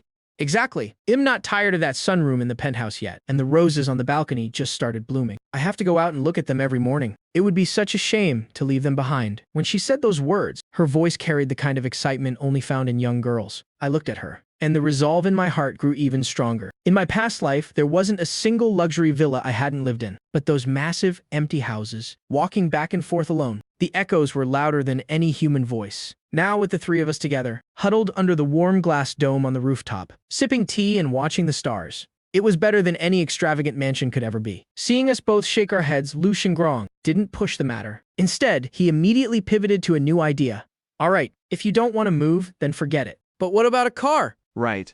A car. With the way your business is going now, You really ought to have a decent vehicle. you'll be dealing with clients later on. You can't keep using a delivery truck to get around forever. He paused for a moment, then added another point. Besides, my sister-in-law is the fruit she now. If She's seen taking the bus, her fans definitely won't stand for it. That last comment made Meng burst out laughing. She glanced at me, her eyes showing a hint of hesitation. I thought about it for a second and nodded. All right, there is an auto show next week. Let's go take a look. Half an hour later, we returned to Wanjiahui. Before the car even came to a full stop, I sensed something was wrong. A crowd had gathered in front of the shop. What was going on? Were they customers or just onlookers? Several men were blocking the entrance, hands on their hips and cigarettes dangling from their mouths. Through the hazy smoke, they radiated pure malice. My heart sank. I pushed the car door open and strode forward, shoving through the crowd. When I saw the state of the shop, my blood boiled. The live stream tripod was smashed on the floor, and the phone screen was shattered into pieces. The fruit baskets that were usually neatly arranged had been kicked over and trashed. Ogan tangerines were rolling all over the floor. The female employees were cowering in a corner, their faces pale with terror. Right where the live stream usually took place, the spot where Meng always sat, was a middle-aged man. He had a buzz cut, a gold chain as thick as a thumb around his neck, and was sitting with his legs crossed. He was casually rotating 2 feng shui walnuts in his hand. He squinted at me, not even bothering to stand up. You, the boss? I glanced around the shop, my voice flat. What do you want? The buzz cut man tisked, slamming the 2 walnuts onto the table. Let me introduce myself. The name's Brother Yong. I run a trading company, and am looking to expand lately. I've got my eye on this spot of yours. He stood up and got right in my face, looking me up and down. This place is nice. Right by the north gate and set up for live streaming. Business must be booming, huh? I didn't say a word. He continued. I'll give you a price. 50,000. Take it and go open your shop somewhere else. I'm taking over this lease. He patted my shoulder. Kid, give me some face here. Pack up and get out today. I looked down at the spot where he had patted me, then looked back up. Brother Yong, was it? This shop isn't for sale. Brother Yong glared at me. Kid, maybe you didn't hear me right. I said, give me some face. Are you gonna take it or not? I let out a cold laugh. Just then, the car door behind us opened. Lu Xingrong strode over. Who's causing trouble here? Brother Yong turned around, his eyes narrowing. A sycophantic smile instantly plastered onto his face. Oh, look at that! Chairman Lu. What brings you here? Chairman Lu, what brings you here? Is this little shop under your protection? Lu Xingrong walked up to my side and scoffed. Protection. I'm the one who developed this entire Wanjiahui complex. It's my property. I'll give it to whoever I damn well please. He took a step forward. Who the hell do you think you are? Coming onto my turf to play gangster? Brother Yong's expression shifted rapidly, his jaw tightening. In the end, he had no choice but to swallow his rage. President Liu, why put it like that? I just came here to talk business. Harmony brings wealth, right? Talk business. Lu Xingrong pointed at the smashed tripod on the floor, and the bruised fruit scattered everywhere. Is this how you talk business? Brother Yong gave a forced laugh but didn't answer. He turned his head to look at me, his eyes full of venom. Fine. Kid, since President Liu is here today, I'll give him face. He walked to the door, then looked back one last time. But you'd better think long and hard about whether someone can protect you for the rest of your life. He waved his hand dismissively. The men followed him and vanished into the crowd. Silence returned to the shop. The young girls couldn't hold it back anymore and burst into tears. Xu Meng rushed in from outside and threw her arms around me. Are you okay? I'm fine, I said, patting her back while staring out the door. Lu Xingrong spoke up. Listen, kid, that guy, Lu Yong, specifically targets successful shops. He keeps a pack of thugs under him. He only left today because of me. But He's not the type to let a grudge go. In the future, you'll have to, I know. Brother Lu, thank you for today. I didn't say anything else. I just quietly knelt down and picked up the sugar tangerines scattered on the floor, one by one, carrying them back to the kitchen. The next day, the police station suddenly called me. Is this Chen Zhuang? Your driver, Sun Jian, just got into a fight with some people. He's in the hospital right now. I froze. A fight. It's about old Sun. You should come down here. Xu Meng and I rushed to the hospital. We found the ward, and when I pushed the door open, I saw old Sun lying in bed. His head was wrapped in gauze, and one of his eyes was a bruised purple mess, swollen so badly it was just a tiny slit. A woman was sitting on a chair by the bed, her eyes red from crying. That must be his wife. 2 police officers were standing by the window. One was taking notes, while the other watched me with his arms crossed. When old Sun saw us, he struggled to sit up. I moved quickly to press him back down. Don't move. What happened? Old Sun opened his mouth, but no words came out. His wife's tears started flowing again, her voice choking up. Boss Chen. My husband would never go looking for trouble. He's an honest man. I know. I looked at old Sun. Brother Sun, take your time. Tell me. Old Sun took a ragged breath and began to recount what happened today. He had just finished loading a shipment of dragon fruit. As he was driving out of the market gates, a group of men suddenly swarmed out from the sidewalk. They were armed with clubs and bricks, without a single word. They started smashing the truck. Some of them even climbed into the back and threw all the freshly loaded dragon fruit onto the road. Crate after crate was smashed to pieces on the pavement. Old Sun was a veteran. He jumped out of the truck and managed to take down 2 of them, but there were just too many of them. No matter how good he was at fighting, he couldn't fend off 7 or 8 guys surrounding him. He took a heavy blow to the back of the head. Before he passed out, he saw them destroying the rest of the goods and slashing the truck's tires. By the time he woke up, he was already in the hospital. When old Sun finished, he gritted his teeth so hard. His jaw muscles bulged with fury. I walked out of the room with the 2 officers. Officer, about this. I said, handing over a cigarette. Officer, about this. I said, handing over a cigarette. The older officer took it. He put it in his mouth but didn't light it. That driver of yours, is he a veteran? Yes. He's never been the type to start trouble. The officer nodded.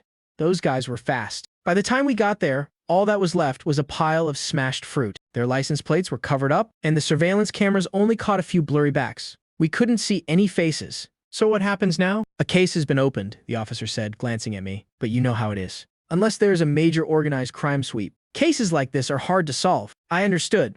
I walked back to the door of the ward. Xu Meng happened to be coming out. She had already given old Sun's wife 8,000 yuan. She told her to let old Sun focus on recovering. The shop's losses didn't matter. He should only come back to work when he was fully healed. During his recovery, his full salary would still be paid. Old Sun's wife followed her out, clutching Xu Meng's hand. 2 moved to even speak. As we walked out of the hospital gates, Xu Meng asked me what the police said. I told her the case was filed, but catching them would be difficult. She frowned. Then what do we do? Should we ask Liu Xingrong for help? I shook my head.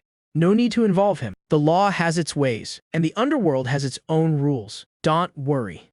I'll handle this. I called Gu Weidong. At noon the next day, a black commercial van pulled up in front of the shop. The driver got out and opened the door. With the utmost respect, Xu Meng watched from a distance, looking a bit uneasy. I didn't explain much and just got in the car. The van twisted through several alleys and stopped at the entrance of an old neighborhood. The alley was deep, lined with old-style residential buildings, with peeling walls. We walked all the way to the very end. There was a noodle shop there. The sign was famous, though the characters had almost completely faded. I pushed the door open and went in. There were only 5 or 6 tables inside. Only one person was sitting at the very back. Weidong was hunched over, eating noodles. When he saw me, he pointed to the chair next to him and told me to sit. Want some? I glanced at his bowl. The color was dark and unappealing, and the noodles were unevenly cut. No thanks. He looked up at me. You're certainly blunt. If it's not good, why eat it? He stared blankly for a moment, then laughed. Chen Zhuang, I can't tell if you're confident or just arrogant. He set his chopsticks down.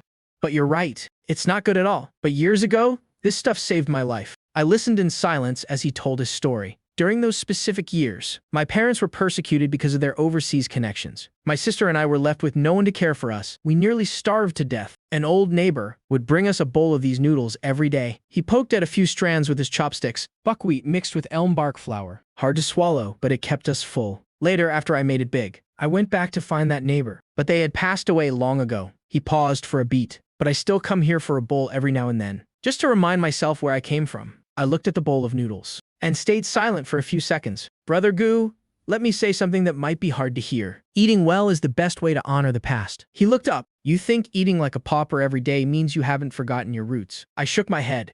That's just making yourself feel virtuous. If you really want to honor your roots, then eat the best food. Wear the finest clothes, and live the best life possible. Do it so that the starving child you once were can see that we survived, and that we're living better than anyone else. Weidong stared at me for several seconds. Fair point. He wiped his mouth. His expression returned to normal. Let's talk business. That Liu Yang is just a small fry, but the man behind him is Lai III from Changjiang Company. Lai III spent his early years in the underworld, but he's cleaned up his act and even got a seat on the District Political Consultative Conference. Weidong looked disdainful. I remarked, Hez already made it to shore, yet Hez still that arrogant. Hez not his own master. Weidong leaned back in his chair. Hez just a knife in someone else's hand. It's not that he wants to be arrogant, it's that, if he isn't, he'll be replaced by a sharper knife. I nodded. So, he hasn't truly made it to shore yet. Weidong smiled. I'll take care of this for you. Thanks. Don't thank me yet. He looked at me. Next week is my daughter's birthday. I'm planning a small party. Bring your daughter along. I looked at him. The father-daughter relationship is going well. I take it. A flash of tenderness crossed Gu Weidong's face. Thanks to your information. After I brought Nuanuan back, I've put a lot of effort into being there for her. I've put all my outside work on hold lately, just to stay home and play with her every day. He paused. She grew up without a father. Now she has one. But she doesn't have many friends. I want to introduce her to some kids her age. How old is your daughter? 5. My Nuanuan is 6. Perfect. They can play together. He looked at me. Bring your wife and daughter over next weekend. I nodded. Will do. When I got home, Xu Meng was watering the roses on the balcony. I told her everything. When she heard the watering can in her hand stopped midair. Gu. Guidong. The friend you mentioned last time. That's the one. Xu Meng was clearly getting nervous. What's his family like? What should I wear? What should Qian wear? Do we need to bring a gift? I couldn't help but laugh. Meng, don't be so tense. She took a deep breath. I've just never been to an occasion like this. This Gu Weidong you keep talking about. I've heard you mention him a few times. He sounds like Hez from some prestigious, noble family. I thought about it for a moment. The patriarch of their family is indeed a Gu. They really are a prestigious lineage. Xu Meng's face went pale, but then I quickly added, as for Gu Weidong himself, he's the biggest black sheep in that house. We hit it off because we're both kind of good-for-nothings. Hez just a guy drifting through life. Xu Meng shot me a glare. I put my arm around her shoulder and told her not to overthink it. Tomorrow I'll take you and Qian to buy some clothes. Then, well, head to the auto show to pick out a car. Well, drive the new car next week. Well, show up in style and make you proud. They're really just an ordinary family. Maybe even a bit less well-off than us right now. She was amused by my teasing and gave me a playful swat. The next day, Eat the most high-end women's boutique in the Ninghai shopping center. I picked out a cream-colored dress for Xu Meng. She took the dress into the fitting room. A few minutes later, the door opened and she stepped out. I was stunned. The dress fit her perfectly. The cream color accentuated her porcelain skin, with her hair draped over her shoulders. She looked down at me shyly. In that moment, I suddenly remembered all the stars and models I had seen in my past life, but not one of them could make my heart race like this. "Does it look okay?" she asked softly. I didn't answer. I just stared at her. The sales assistant standing nearby whispered, "Ma'am, this outfit was practically made for you." Xu Meng pursed her lips and smiled, looking at herself in the mirror. Then she picked up the price tag. The smile on her face instantly froze. She turned around, her eyes wide with panic. "Honey, this one dress is 6,800 yuan. I handed my card to the assistant and pointed to another outfit on the rack. That set and the skirt next to it. Bring them all for her to try on. Xu Meng quickly grabbed my arm, lowering her voice. "It's too expensive." I ignored her and nodded to the assistant. "Go ahead." The assistant's eyes lit up and she hurried over to the racks. A few minutes later, the fitting room door opened again. She stepped out in a navy blue velvet gown. The plunging neckline fit her perfectly. The waistline was tailored with incredible precision. No need to try anything else.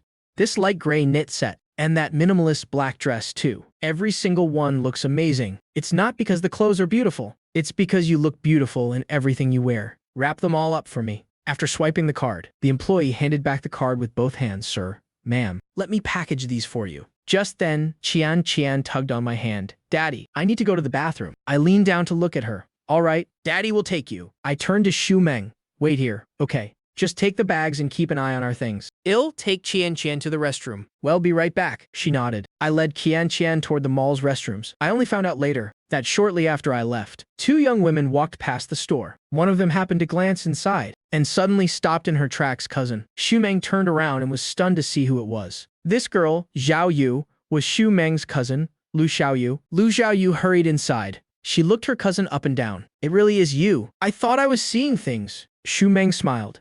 "What are you doing here?" "I have a dinner date with a classmate." Lu Xiaoyu's gaze lingered on her cousin, specifically on the dress she hadn't had time to change out of yet. "Cousin, are you buying clothes here?" Xu Meng awkwardly tugged at the hem of her dress. "No, I'm just looking around." Another girl beside her stepped in as well. She observed Xu Meng curiously. Lu Xiaoyu suddenly realized, "This is my cousin." "Cousin, this is my classmate. We're gonna grab a bite together?" "Nice to meet you." Xu Meng nodded to the girl. "Nice to meet you."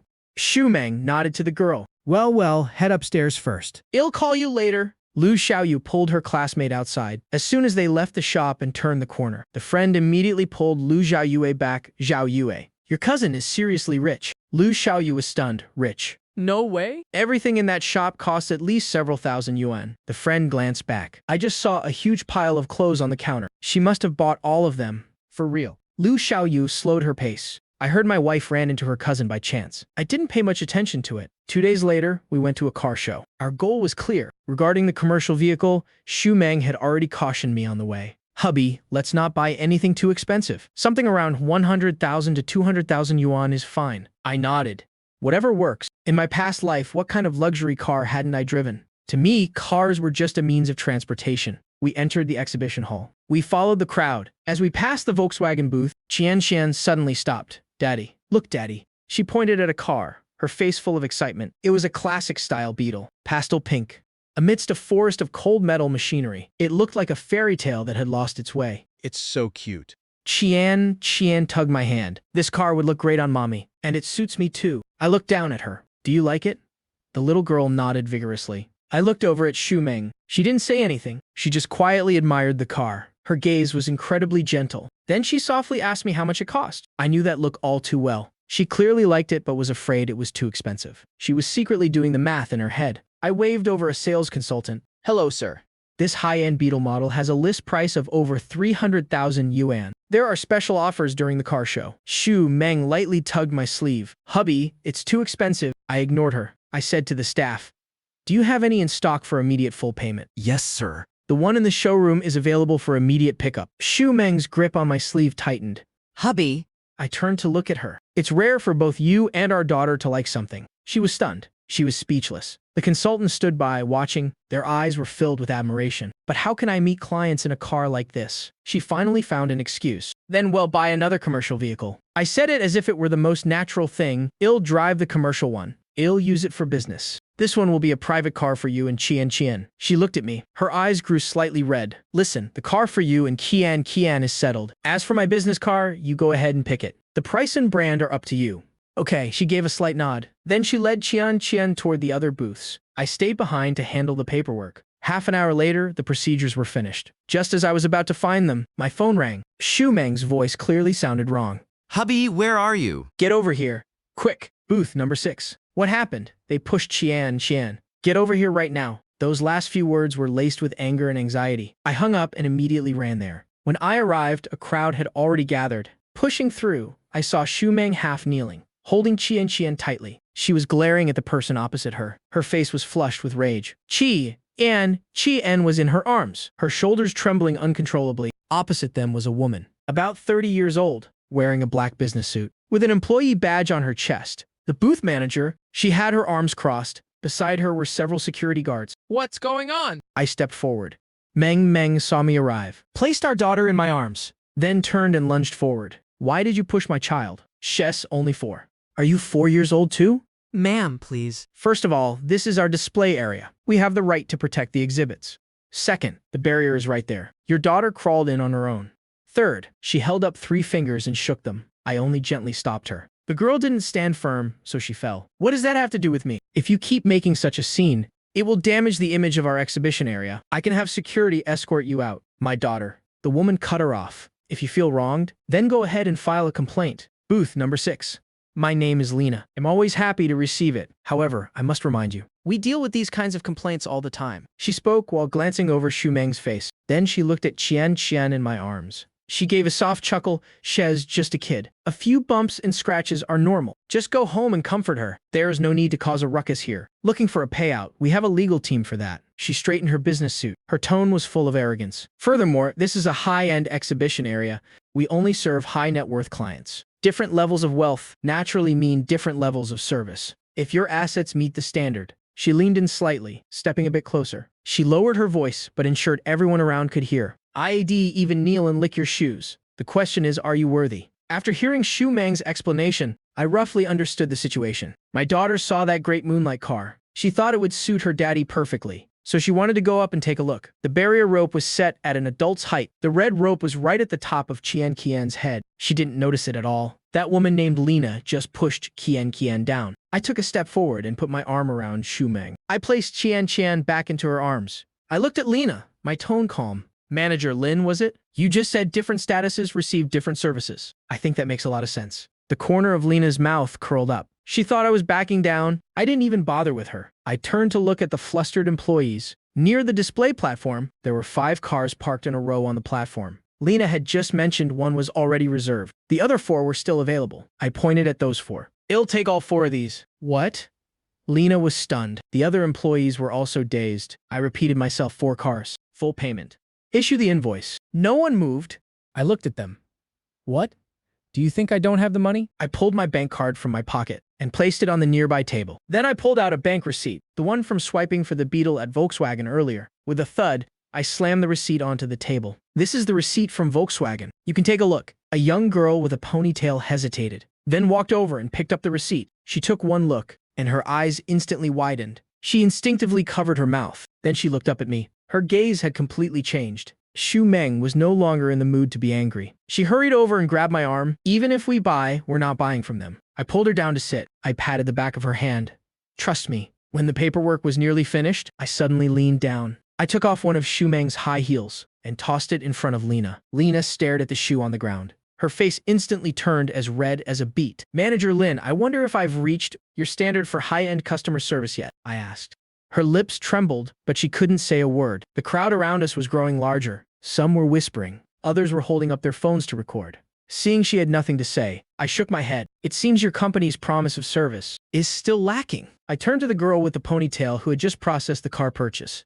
In returning these 4 cars, the girl was stunned. Sir, this? Lina's face was now deathly pale. During the car show, to boost sales, they promised unconditional cancellations for the first 2 days. Even after that, only a small deposit would be deducted. It's just that normal people wouldn't do this. No one is bored enough to buy and then immediately return, only to buy again. But now this regulation had become her death sentence. Just then, a familiar voice came from behind the crowd. Brother, what are you doing here? Lu Xingrong pushed through the crowd and strode in. I turned my head. Brother Lu. What brings you here? I came to look at cars. He walked over to my side, looked at the shoe on the floor, then at Lena, who was standing there in a daze. What's going on? I gave him a brief summary. After hearing it, Lu Xingrong's face darkened. His expression turned grim. He turned to look at the cars, his gaze stopping on the off-road vehicle. He paused for a moment. This one?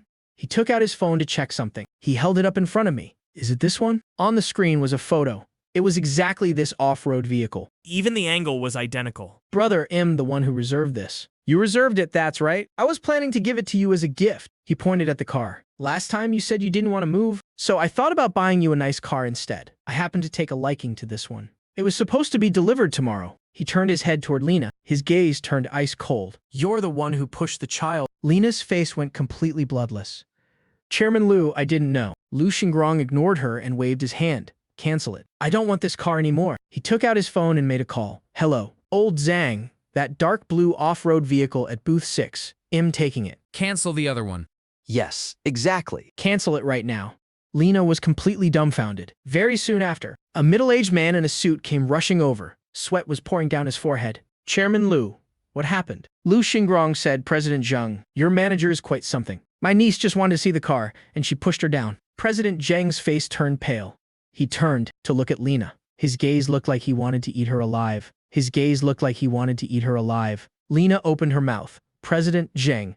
You what? From this moment on, you are no longer an employee of this company. Lena's legs gave out. She collapsed onto the ground, leaving booth number 6. I quickly put that unpleasantness behind me. Lu Xingrong walked beside us, chatting as we went. When we reached the lounge area, he suddenly stopped. My friend, what happened just now was partly because of me. Today, I absolutely must give you two a car. Don't you dare argue with me? I was a bit taken aback. Brother Liu, there's really no need. If you don't accept, it means you're looking down on me. His attitude was very firm. Then he turned to look at Shumeng. Sister-in-law?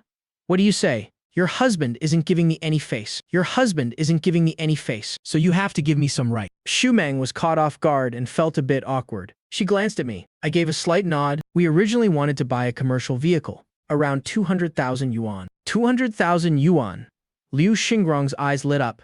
That's nothing. Leave it to me. I'm the expert when it comes to commercial vehicles. I'll make sure to pick one you'll love. With that, he left immediately. After 2 steps, he turned back. What are you still standing there for? Let's go. Shumeng and I looked at each other. We didn't know whether to laugh or cry. We could only follow him while carrying Qian. Liu Xingrong knew his way around and led us straight to the Mercedes booth. Right in the center of the display was a silver commercial vehicle with an aerodynamic design. Beside it was a long-legged car model. Posing for photos, Liu Xingrong stepped forward. He didn't even glance at the model. He pointed straight at the car, this one. Then he waved over a staff member. Write it up. The long-legged model was clearly stunned. Her movements froze mid-pose. An employee jogged over to assist. Hello, sir. Are you sure you want this one? Positive, Liu Xingrong replied. Then he turned and started convincing Shumeng. Sister-in-law, listen to me. You can't go wrong. This car will absolutely meet all your needs. Mercedes is a top-tier brand. Driving it out will give you a lot of prestige. Commercial vehicles have plenty of space. It'll be perfect for picking up guests or taking the family out later. He spoke with great conviction. I glanced at the car. Then I looked at the spec sheet on the display stand. I couldn't help but laugh, Brother Liu. Do you know how much this car costs? He blinked. Around 200,000 yuan, right? Brother Liu, this is the Mercedes AMG line. I pointed at the spec sheet. It's not 200,000 yuan. It's about 2 million yuan. Liu Xingrong's expression froze for a second. Shumeng jumped in surprise. 2 million yuan. That's way too expensive. We can't. Brother Liu, this gift is far too valuable. We really can't accept it. Liu Xingrong quickly regained his composure. He started playing dumb. Didn't you just say it was 200,000 yuan? I must have misheard him. Seeing us both fall silent, he decided to play his hand. Fine. I admit it, I did it on purpose. But I couldn't bring myself to give a gift worth only 200,000 yuan. If I'm giving a gift, it has to be this one. If you two don't accept it, I'll just sit right here and refuse to leave all day. He plopped down beside us as he spoke. Looking at that rogue-like expression of his, I realized Liu Xingrong had made a fortune thanks to my intel, but he was never the type to just take without giving back. On the contrary, he always looked for ways to show his gratitude. This is someone worth knowing deeply. I glanced at Shumeng, who was still politely declining. I stepped forward, patted her shoulder, and said, just take it. She looked up at me, a bit startled. I nodded.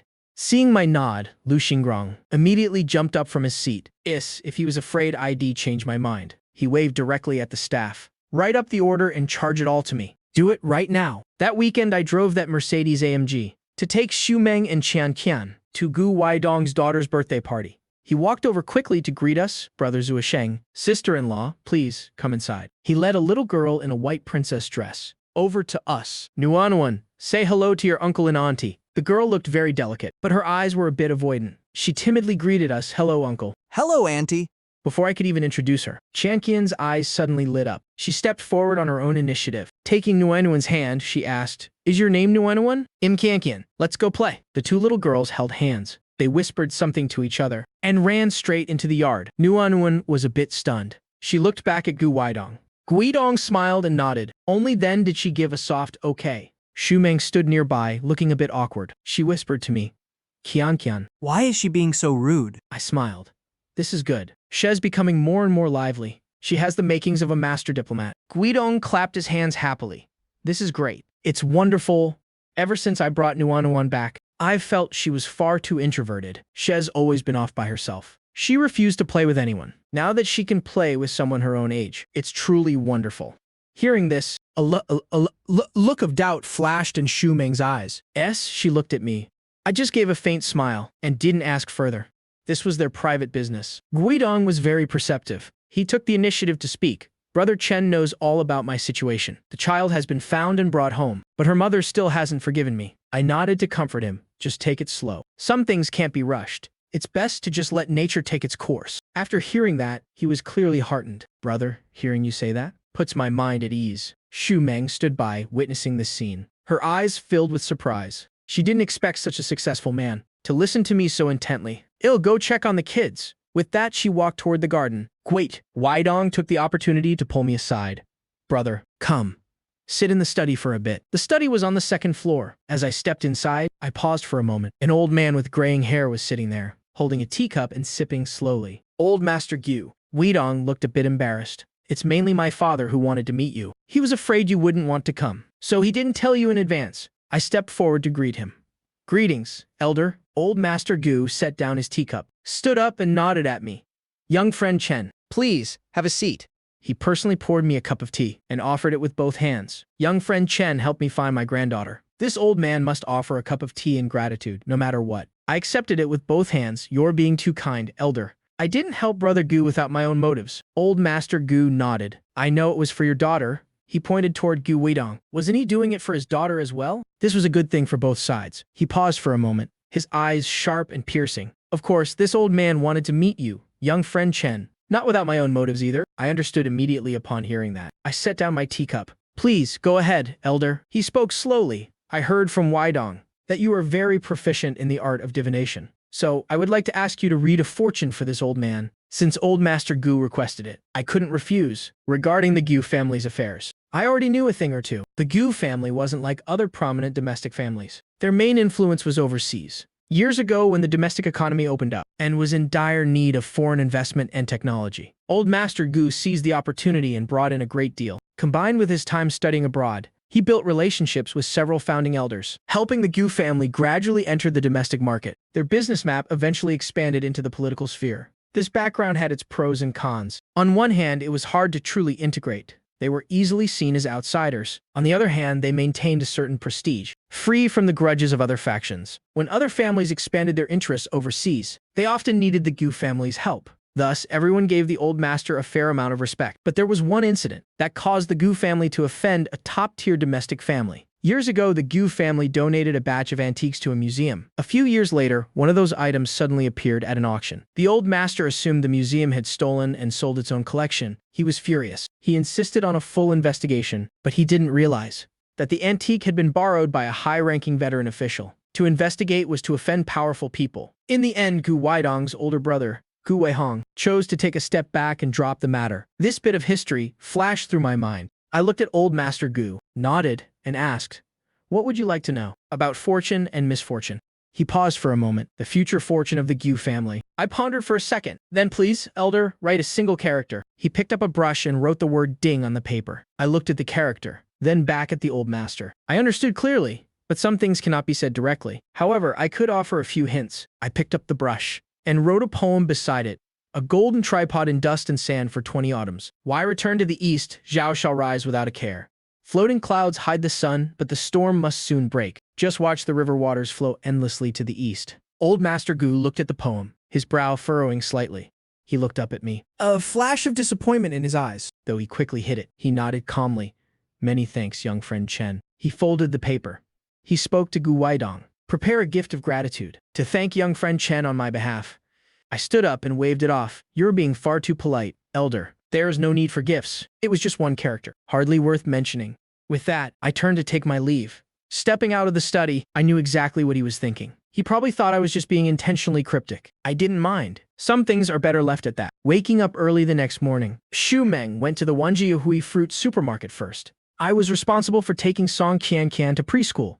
But not long after she left, my phone rang. Honey, come over here quickly. The shop is surrounded again. I hurriedly dropped Qian off at the nearby preschool and sped straight to Wanjiahui. When I arrived, I realized something was off. A massive crowd was gathered in front of the fruit shop. Layer upon layer of people. I squeezed in to see what was happening and froze. Right in front of my shop, people were kneeling. We were wrong. The leader was that guy, Brother Young. A week ago, he was acting like a tyrant at the shop, but now he was kneeling right at the entrance. His head was bowed, his face a mess of black and blue bruises. Behind him, 4 or 5 of his lackeys were also kneeling, each one with a swollen face. 2 of them even had their arms in slings. The group was kowtowing in unison, their heads hitting the ground with a thud. They were slamming their foreheads against the tiles, without holding back at all. 2 men were standing nearby. It was Gu Weidong's driver, and that bodyguard, arms crossed over their chests. They watched indifferently. The crowd surrounding them was buzzing with excitement. Isn't that Brother Yang? Why is he kneeling here? What's the background of this fruit shop owner? Even Brother Yang has to bow down to her. I don't know. She looks quite young. I didn't expect her to be such a formidable figure. I didn't have time to listen to their gossip and hurried into the shop. Xu Meng was sitting behind the cash register, her face expressionless. She just sat there silently, but I knew her too well. Her hands were gripping her cup so hard her knuckles were white. I walked over and took her hand. It was ice cold. She looked up at me, her eyes rimmed with red honey. They were already kneeling here the moment I opened the door. It scared me to death. I was a bit speechless. Everyone thought she was tough, but it turns out she was terrified inside the shop. I gently patted the back of her hand, then turned and went outside to find the driver. What's going on here? The driver's attitude was very respectful. Mr. Chen, these are the boss orders. He said, these people must kowtow and apologize. They are to keep kowtowing until you and your wife are satisfied. How many times have they done it? If you haven't said you're satisfied, they'll just keep going. I nodded. I walked over to Brother Yang and crouched down. Brother Yang looked up at me, his face drenched in sweat. His forehead was already rubbed raw and bleeding, blood mixing with sweat as it dripped down. Brother Yang, we meet again. I looked at him. You're the one who ordered the truck to be trashed. Right. And your people threw away the dragon fruit too. The driver was also beaten by your men. Tell me, how should we settle this? How about you leave a hand behind? His face turned deathly pale. He started kowtowing frantically again. Big brother. I was wrong. I was blind not to recognize your greatness. Ill pay. Ill compensate for everything. Pay money, yes, yes, yes. The truck of fruit. The medical bills, ill pay double. Triple even. I waved my hand.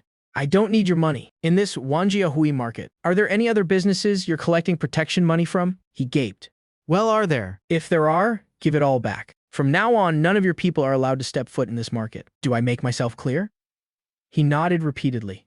Crystal clear, crystal clear. I'll return it right now. If any of my men ever dared to step into Wanjiahui again, I'll cut off my own hand. I stood up, not bothering to look at him again. The surrounding crowd suddenly erupted into cheers. Did you hear that? No more protection money. The boss lady is so righteous. She chased those bastards away for us. It's not just righteous. It's absolutely legendary. Brother Yang has been running wild for years. Who would have dared to touch him? From now on, if you want fruit, buy it from this boss lady. I was stunned. Clearly, I was the one who negotiated. I was the one who made Brother Yang pay. I was the one who kicked them out. Why is everyone thanking the boss lady? I turned to look at Xu Meng. She was still sitting behind the register. The shock on her face hadn't fully faded. Fine, boss lady it is. After all, the boss lady still has to attend to the boss tonight. The matter with Brother Yang. Did Gu Weidong really settle it that quickly? I decided to give him another subtle hint. The call connected. Thank you first. Brother Gu. Thanks for handling Lu Yong. It was a small matter, Gu Weidong said. Lai Wazan has already sent word. He won't dare to make a move again. Good. I paused for a moment. By the way, I didn't explain your father's character reading in detail last time. I can't say too much about heavenly secrets, to avoid revealing too much. Tolerance is the greatest blessing. Some things shouldn't be calculated too strictly. Guidong was silent for 2 seconds. I understand. Pass that on to my father. I hung up. ID said enough. Whatever the Gu family chooses now has nothing to do with me. At noon in the shop, the few of us gathered around a small table to eat lunchboxes. La Diandian was scrolling through her phone while eating. Suddenly, she lowered her voice. My neighborhood is about to be demolished. This girl was hired to help Xu Meng with live streaming. She's a Linhai local named Shui Chuanmai. She has a lively personality and never stops chatting all day long. Demolished for what? Look at this new news report. She handed over her phone. I took it and saw a massive headline. Initiating redevelopment of the Southwest Old Town. Expanding the Binjiang Commercial District. The content was exactly what I had said. Eat the dinner with Lu Xingrong last time. Old Town demolition, Binjiang expansion. Everything was spot on. I gave her phone back and continued eating. I noticed Xu Meng was watching me. She didn't say anything, but I understood that look. She also remembered what happened that day. I looked her in the eye and winked. She was slightly taken aback, then bit her lip with a smile and went back to her food. Just then, the sound of screeching tires echoed outside. A black Mercedes parked right in front of the door. The car door flew open. Lu Xingrong practically jumped out of the car. Brother, my dear brother. He strode inside. Sweat still beaded on his forehead. Brother Liu, what's wrong? You have to help me this time. He slumped down across from me. That's Southwest District Planning. Did you see the news? I just saw it. It's a perfect match. He slammed the table. Everything you said that day was spot on. The new mayor just took office, and his first move was to target the Old Town redevelopment and riverfront expansion. He took a deep breath. Brother, under a lot of pressure right now. I tapped the table. You hit the jackpot, so why the pressure? It's because I hit it so big that the pressure is on. He rubbed his hands together anxiously. Yuanjing Group is in the spotlight now, but redeveloping an old town isn't easy. Demolition compensation, cultural heritage sites, business owners. If even one step goes wrong, those people watching me like hawks will eat me alive. He lowered his voice. A while back, I used other plots of land from those other companies to trade for a lot of land in the Southwest District. Back then, they all laughed at me for being a fool. Now, every single one of them is green with envy, just waiting for me to make a mistake. I listened without responding. The new mayor has already met with me. Lu Xingrong continued. Mayor Wen asked me for a specific plan. I told him I'd soon present something that would satisfy him. He leaned forward, brother. You absolutely must help me this time. I tapped the table, brother Lu. Your company has so many executives and no shortage of talent. This matter requires the resources of the entire company. As an outsider, it's not appropriate for me to interfere. What's inappropriate about it? Come work at my company as the CEO. An annual salary of 10 million yuan, what do you think? I shook my head. I'm used to my freedom. I can't be a CEO. Then how about this? His mind was spinning incredibly fast. You can be the executive director of my company. With the authority of a CEO, once the Southwest project is settled, you're free to stay or leave as you wish. I absolutely won't stop you. I laughed. I don't even have shares in your company. So how could I be an executive director? He chuckled. Regarding Wang Jiahui, I bought up quite a few shares a while back. I'll transfer them all to you. Then you use these shares to swap for shares in my Yuanjing Group. Wouldn't that solve everything? I paused for a moment. This offer sounds interesting. If I get my hands on Wang Jihai with shares, I won't just be a merchant here anymore. I'll be a shareholder of this entire market. That's a massive difference. I thought about it for a bit, then held up 2 fingers, 2 conditions. First, Wang Jihai's shares will be valued at their actual worth. I'll buy them at market price. I appreciate the favor, but I won't shortchange you a single cent. He started to say something, but I raised my hand to stop him. Second, I said, looking him straight in the eye, I want full authority over the Southwest District's planning. I want total control over the Southwest District's development. The plan will be mine to decide. The team will be mine to choose. The process will be mine to run. The entire Yuanjing Group, including you, Mr.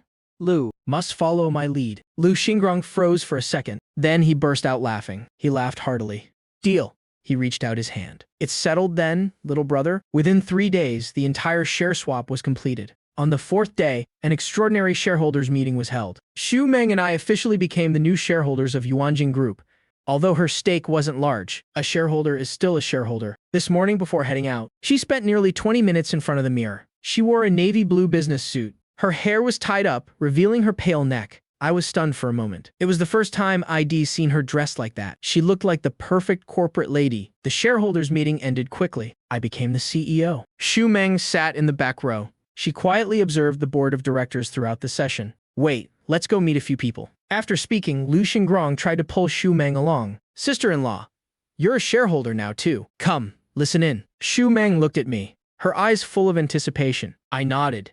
Let's see what they have to say. The boardroom was packed with management. Familiar faces nodded in greeting. Strangers watched with scrutinizing eyes, some even with contempt. Especially the man sitting at the head of the table on the left, a man in his 50s with a square jaw. His eyes were filled with clear hostility. Lu Xingrong whispered, "That's Wu Quan." The general manager of Yuanjing. With you here, his authority is going to be stripped away. After Lu Xingrong announced the appointment, he added emphasis. From now on, if Mr.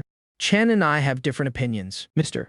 Chen's word is final. A wave of murmurs erupted below. The corners of Wu Quan's mouth twitched downward. I stood up and gave a brief introduction. The applause was sparse. Wu Quan didn't even flinch. Just as I was about to sit down, he spoke up. Mr. Chen isn't even 30 yet. Becoming CEO at this age? Is there even a precedent for this in Yuanjing's history? Someone beside him chimed in. He only has a bachelor's degree, and has not even from this field. The professional barriers in real estate are very high. Can Mr. Chen really handle this? I didn't answer. A senior manager wearing glasses spoke up. The Southwest District project involves relocation and renovation. The revised plan is hundreds of pages long. Is Mr.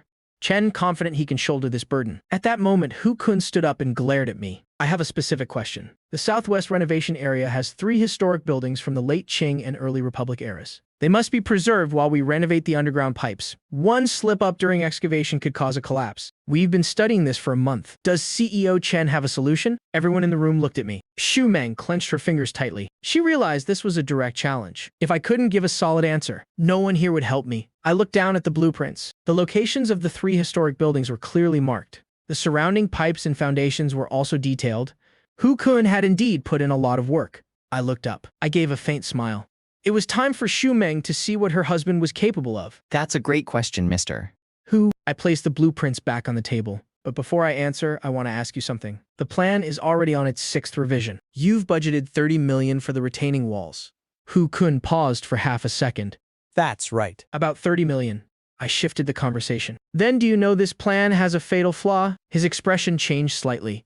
What flaw? I pushed the blueprints forward. The foundations of these late Qing and early Republic buildings are very shallow. The deepest point is no more than 2 meters. You're driving retaining walls 12 meters deep right through the house foundations. Once you pierce them, the groundwater flow will change. This will cause the soil beneath the foundations to wash away. This isn't protection. It's actually accelerating the destruction. Hu Kun's expression shifted instantly. Whispers began to ripple through the meeting room. I leaned back in my chair. My voice was steady and measured. That is the first issue. Now, for the second. The 3 companies mentioned in the Tiangong construction plan, Hongda and Yongchuan plumbing industry. I picked up the documents and flipped through a few pages. The legal representative of Tiangong is a Mr. Who has your cousin? One of Hongda's shareholders is your nephew. Yongchuan Plumbing was established less than 6 months ago. Its only partner is Yuanjing. All the orders they've signed are for the early stages of the Southwest District project. The room fell deathly silent. Every eye was fixed on Hu Kun. His face gradually turned pale. You're framing me. He suddenly bolted upright. That's just standard business cooperation. My cousin has been in construction for over a decade. On what grounds should he be barred from bidding? I looked at him without saying a word. I waited for him to finish his outburst before speaking calmly. Manager Hu, I haven't even said there was a problem yet. Why are you getting so worked up? He was left speechless. I turned to the CFO. Director Li, please bring me the financial reports. For these 3 companies from the last 2 years, Lu Xingrong nodded and went to get them. 3 financial reports were placed in front of me. I picked them up but didn't open them. I just held them while staring at Hu Kun. Manager Hu, you've been with Yuanjing for 17 years. Manager Hu, you've been with Yuanjing for 17 years. Manager Hu, you've been with Yuanjing for 17 years. I'll give you 2 choices. First, resign now. I'll act as if nothing happened. I won't even open these reports. Second, I open them. And then the person you'll be facing won't be me, but the full extent of the law. The room was so quiet you could hear a pin drop. Everyone was waiting. He stood there, hands braced against the table. 1 second, 2 seconds, 3 seconds, then he slowly bowed his head. I resign. I set the reports down. Take care, mister. Who? I scanned the room. No one dared to meet my eyes anymore. Let's continue the meeting. My first act as the new official was to burn Hu Kun to the ground. By that afternoon, the news had spread throughout Yuanjing. The effect was immediate. Over the next few days, the policy implementation went incredibly smoothly. Every department cooperated fully. If I needed data, I got data. If I needed people, I got people. No one dared to pass the buck. I led the team, working nonstop for a week. Finally, we produced the results. On the afternoon the plan was finalized. I gathered the whole team. We reviewed everything from start to finish. When I finished, the room was silent for a few seconds. I don't know who started clapping first, but the applause grew louder and louder, until it echoed throughout the room. I looked at their faces, eyes bloodshot from staying up late. I smiled and told them to go home and sleep. We'll celebrate tomorrow. But no one moved. An engineer rubbed his hands together. Mr. Chen, could you explain the layout of the underground pipe system one more time? I still don't quite get it, but it feels incredibly impressive. I didn't know whether to laugh or cry. These people had worked themselves into a daze, but I knew that from that day on. The entire Yuanjing company truly respected me. I brought the plan to Liu Xingrong. He flipped through a few pages and jumped to his feet. My brother, this is brilliant. This is amazing. If this project succeeds, old Lias' life will have been worth it. He paced around his office in excitement. After 2 laps, he suddenly stopped. The excitement vanished, replaced by worry. But there's something I have to be blunt about. He rubbed his hands and sat down. First issue. Will the city approve this? Mayor Wen just took office. I'm afraid he might not have the guts for this. I smiled. Just a bit of persuasion should do. If it really doesn't work, I'll go with you then. Liu Xingrong's expression relaxed slightly, but his brow furrowed again. Second, it's too expensive. The budget is 3 times the original estimate. Well, definitely need massive loans. What if? I cut him off. What if? I cut him off. If the budget increases, then the profits will too. Long-term profits will be 6 to 8 times the original. I know that. He gave a bitter smile. But what about the initial capital? The bank. We don't need the bank. He was stunned. What? Phase 1 startup capital is over 100 million yuan. Don't tell me you don't even have that much. Liu Xingrong thought he had misheard. Over 100 million yuan. I've seen your plan. You won't get through the first phase without at least 800 million yuan. I gave a slight smile. Just wait. I'll show you what a real game of capital looks like. That afternoon, in a small meeting room at City Hall, Mayor Wen Min met with the Bureau of Construction, along with the heads of the planning and finance bureaus. To hear the report, Liu Xingrong sat beside me, looking a bit nervous. Let's begin. Mayor Wen nodded. I opened the documents. I spoke continuously for 40 minutes. By the 20th minute, the pen in Mayor Wen's hand had stopped moving. The pen in Mayor Wen's hand had stopped moving. He leaned back, staring intently at the projection screen, and then back at me without blinking. The bureau directors began exchanging glances, filled with utter disbelief. They were likely wondering just what kind of genius they were dealing with. When I finished, I clicked to the next slide. The room was so silent you could hear a pin drop for 5 full seconds. Mayor Wen picked up his teacup. If anyone has questions, feel free to ask. Director Chu was the first to speak. Digging 3 levels deep in the old district. How will you protect the surrounding historical structures? What if the construction causes a cave-in? I opened the relevant page. It's not a full-scale excavation. It's a point-by-point layout. The commercial area, parking, and technical pipelines are handled separately. Using micro-shield tunneling technology to connect to the surface, foundations will be reinforced beforehand. Well, place 12 subsidence monitoring points under each old building. With data updated in real time, Director Wu adjusted his glasses. Tanjiang is expanding by 7 functional zones. What's the basis for these business types? And will there be any overlap in construction? I smiled. The positioning is entirely different. I then proceeded to explain the strategy for all 7 zones. Director Wu had no further questions. Finally, the Director of Finance flipped through his notebook. I only have one question. How much is the budget? And how much collateral is needed? I gave a gentle smile. Director, the city doesn't need to spend a dime on this. Not only will it cost the city nothing, but it will also generate profit for the municipal budget. The director's eyes lit up. Mayor Wen put down his pen. I have one question. Large-scale relocation has always been the toughest hurdle. How can you guarantee it will be finished on time, barring any unforeseen circumstances? I looked at him. I waited a few seconds before speaking. Mayor Wen? The initial phase doesn't require any relocation. Mayor Wen was stunned. No relocation. That's right. No relocation. Everyone in the room was shocked. No relocation. Everyone in the room was shocked. Liu Xingrong looked at me in shock, frantically signaling with his eyes. Mayor Wen stared at me. President Chen, how do you plan to renovate the old district without relocating anyone? I smiled. A home swap. Director Chu frowned. A home swap. I chuckled and explained. We're just shifting the order. First, we expand Tanjiang. Then we renovate the old district. Construction on the new Tanjiang district will start first. Commercial housing and offices will be built to high standards. Once completed, the city will issue a policy. City government employees, residents, and business owners in the Southwest Old District will be given priority for the home swap. I paused for a moment. The order of the swap will be decided by a lottery. I paused for a moment. The order of the swap will be decided by a lottery. Those who win can trade their old home for a new one, paying only the difference in square footage. The price difference will be calculated at cost, much lower than the market price. The room fell silent for a few seconds. Director Wu's eyes widened. You mean? To make them move voluntarily. Exactly. The point isn't us forcing them out. It's them wanting to move. What are the conditions in the old district? What are the conditions in the new Tanjiang district? New homes, new environment, new amenities. And the price difference isn't high. If it were you, would you swap? Director Zhou asked. What about those who don't want to swap? Those who agreed are already gone. The remaining ones will naturally be easier to negotiate with. I smiled. With fewer people left, their demands will be simpler. By then, the difficulty of discussing relocation will drop by 80%. Director Zhao's jaw dropped. It took him a moment to find his voice. But those are government employees. They get to benefit from the policy too, right? If the officials lead the way, the citizens will see the incentive. They must be the first wave of the home swap. After I finished, I scanned the room. No one spoke. Everyone's eyes were wide, looking at me like I was some kind of monster. I understood the look in their eyes. You can actually play it this way. Mayor Wen stood up.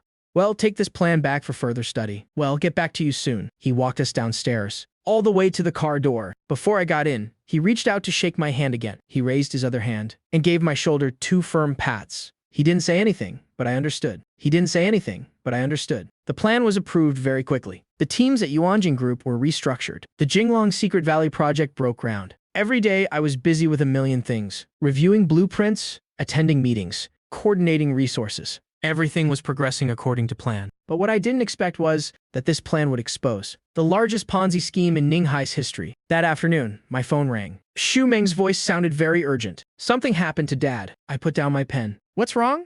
Did your brother call? The project Dad invested in was a scam. He said the people have vanished, and the money can't be recovered. Dad was so angry he's been hospitalized. I'm on my way to the hospital now. After hanging up, I called Zhu Hai directly. He let out a long sigh. It's that retirement home project, led by a retired official. They said there were internal slots, and they'd get monthly interest. For the first few months, they actually paid out. Dad was pretty happy about it. He paused for a moment. But then, a few days ago, some damn bastard came up with that home swap lottery plan, saying the city is prioritizing government employees in the old district. Hearing about the house swap sent Dad into a total panic.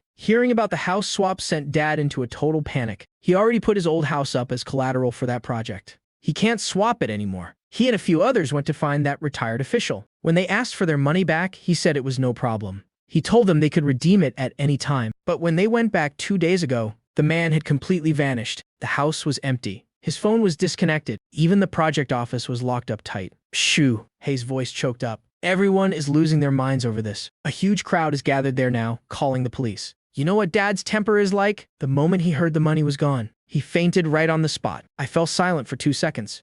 I understand. I'm heading over now? I said that and hung up. I leaned back in my chair and rubbed the bridge of my nose. This whole situation is just the urban plan I created for Mayor Wen and the others. Prioritized house swaps for city officials and the Southwest Old Town District. Once the news broke, the results were unexpectedly effective. It was originally meant as a benefit for city officials, but now it's attracting residents and businesses from the Old Town too. Those people aren't stupid. Of course they want to fight for a spot. Everyone wants to get their property back from the collateral they gave that retired official, just so they can participate in the house swap program in time. They all rush to redeem their assets at once. A Ponzi scheme. The biggest fear is a mass withdrawal of funds. The money was likely embezzled a long time ago. Where would he get the cash to pay them back? It would be strange if that official didn't run away. I gently massaged my temples. My original intention was to push the project's progress forward. I didn't expect to accidentally expose such a massive scam, and now my father-in-law is caught right in the middle of it. I cleared the documents off my desk. I gave my team a few instructions, telling them to keep working. Then I stood up and headed to the hospital to see what was happening. As soon as I reached the hospital gates, I saw a massive crowd. Someone was trying to jump. From the top of the inpatient building, I looked up. A figure was barely visible on the rooftop. Their arms were waving frantically. My phone rang. Xu Meng's voice was urgent and trembling. Zhu Sheng. He has lost his mind. He wants to jump. My heart tightened. The person up there was my father-in-law. Where are you? Behind the building on the east side. Where are you? Behind the building on the east side. Where are you? Behind the building on the east side. Please, get here fast. I pushed through the crowd and ran toward the back of the building. The scene was already cordoned off with caution tape. Fire trucks and police cars filled the area. Rescue air cushions were being deployed. Xu Meng was standing nearby. Her face was deathly pale. She rushed toward me the moment she saw me. Her eyes were bloodshot. We only looked away for a second, and he slipped out of the ward. 1,000,000 yuan and the house are both gone. The shock was too much for him. That's why he's doing this. I looked up. The figure on the roof had already climbed over the railing. He was standing on the very edge. Beside us, Xu Hai collapsed onto the ground. My mother-in-law was being supported by 2 female officers. She was crying so hard she couldn't even stand. I looked toward a young policewoman. What's the situation right now? Are you a family member? I'm his son-in-law. My brow furrowed deeply. The subject is extremely agitated. He has a knife. That railing is severely rusted. It could collapse at any moment. Our team tried to approach, but he saw them coming. A negotiator went up, but the results aren't looking good. As soon as she finished, a scream erupted from above. I snapped my head up. Xu Zhengqi had climbed outside the railing. He was standing on the narrowest part of the ledge. Dad. Xu Hai screamed. My mother-in-law's eyes rolled back, and she collapsed. Xu Meng's legs gave out. I caught her immediately. Zuisheng. She gripped me tight, tears streaming down her face. I helped her sit down nearby. Then I turned and walked straight toward the building. What are you doing? The policewoman blocked my path. I'm going up there to talk to him. You can't. It's too dangerous. I have a way. I sidestepped her and ran straight for the stairs. I bolted all the way to the top. The wind on the rooftop was howling. The negotiator was standing over 10 meters away. He held up his hands. Mister. XU. Money can be earned back. But if you lose your life, it's all over. Xu Zhengqi had his back to him. Standing on the wrong side of the railing, he swung the knife. Don't come any closer. Take one more step and I'm jumping. I walked up and tapped the negotiator's shoulder. Family. Let me handle this. He was stunned for a moment, then he slowly backed away. I took 2 steps forward and stopped. Xu Zhengqi's body trembled. He slowly turned his head. When he saw it was me, the veins in his eyes grew even redder. Are you here to laugh at me? I'm here to watch you jump. He froze. Isn't that what you want to do? I took another step forward. I'm standing right here to watch you do it. He was shaking violently. He pointed the knife directly at me. Chen Zhuang. The reason I'm backed into a corner like this today is all because of you. I nodded. Right? It's my fault, is it? Did I force you to invest? Did I force you to mortgage your house? Did I force you to believe that scammers lies? His mouth hung open, but no words came out. I took another step. Millions of yuan are gone, and now you don't even want your life. If you jump, will the money come back? His lips trembled. If you jump, will the money come back? His lips trembled. That was my entire life savings. So what? I cut him off. If you're dead. What happens to your wife? What happens to your son? Your daughter is right down there. If you jump, she'll have to watch it happen. Have you thought about how She's supposed to live after that? The hand holding the knife shook. Dad. Haven't you always wanted me to divorce your daughter? I slowly approached him. Well, here's your chance. You're holding a knife. Standing right here. Before you jump, stab me. Consider it your revenge. He glared at me. Don't? You hate me? I spread my arms. Do it. Since you don't want to live anyway, take me with you. Then all our debts will be settled. You think I want? He swung the knife wildly. Screams erupted from the crowd below. I didn't flinch. I looked him straight in the eye. If you have the guts, do it. Stab me, then jump. At least you'll have company in the afterlife. Xu Zhengqi's knife froze in midair. His arm was shaking uncontrollably. I took another step. I was only 3 meters away now. The rescue cushion was already inflated. It was bright orange. From up here, it looked like a tiny band-aid. Dad. I lowered my voice. Your daughter is right down there. Listen. You can hear her calling for you. Xu Meng's cries drifted up through the wind. Xu Zhengqi's arm shook even harder. Tears spilled from his eyes. Have you thought about it? I stared at him. If you die, and Qian Qian asks where her grandpa went. What am I supposed to tell her? Should I tell her her grandpa got scammed, lost his mind, and jumped off a building? She's only 5 years old. That will haunt her for the rest of her life. His knife slowly lowered. At that exact moment, the railing let out a sharp crack. A rusted section snapped completely. He lost his balance and stumbled. Without hesitation, I lunged forward. My left hand grabbed the wrist holding the knife. My right arm wrapped around his waist, pulling him down. I used every ounce of strength to throw myself backward. Both of us tumbled off the ledge. The wind roared in my ears. Countless screams rose from below. Then, a heavy thud. Everything went black for a moment. I don't know how much time passed. I opened my eyes. The orange rescue cushion was right beneath me. Beside me, Xu Zhengqi was lying on his back, staring blankly at the sky. He wasn't moving. Someone help me up. Sir, are you okay? Are you hurt anywhere? I didn't answer. I looked down at my left arm. Blood was streaming down it. The moment I grabbed him, the knife caught me. He hadn't fully let go of it yet. Zuisheng.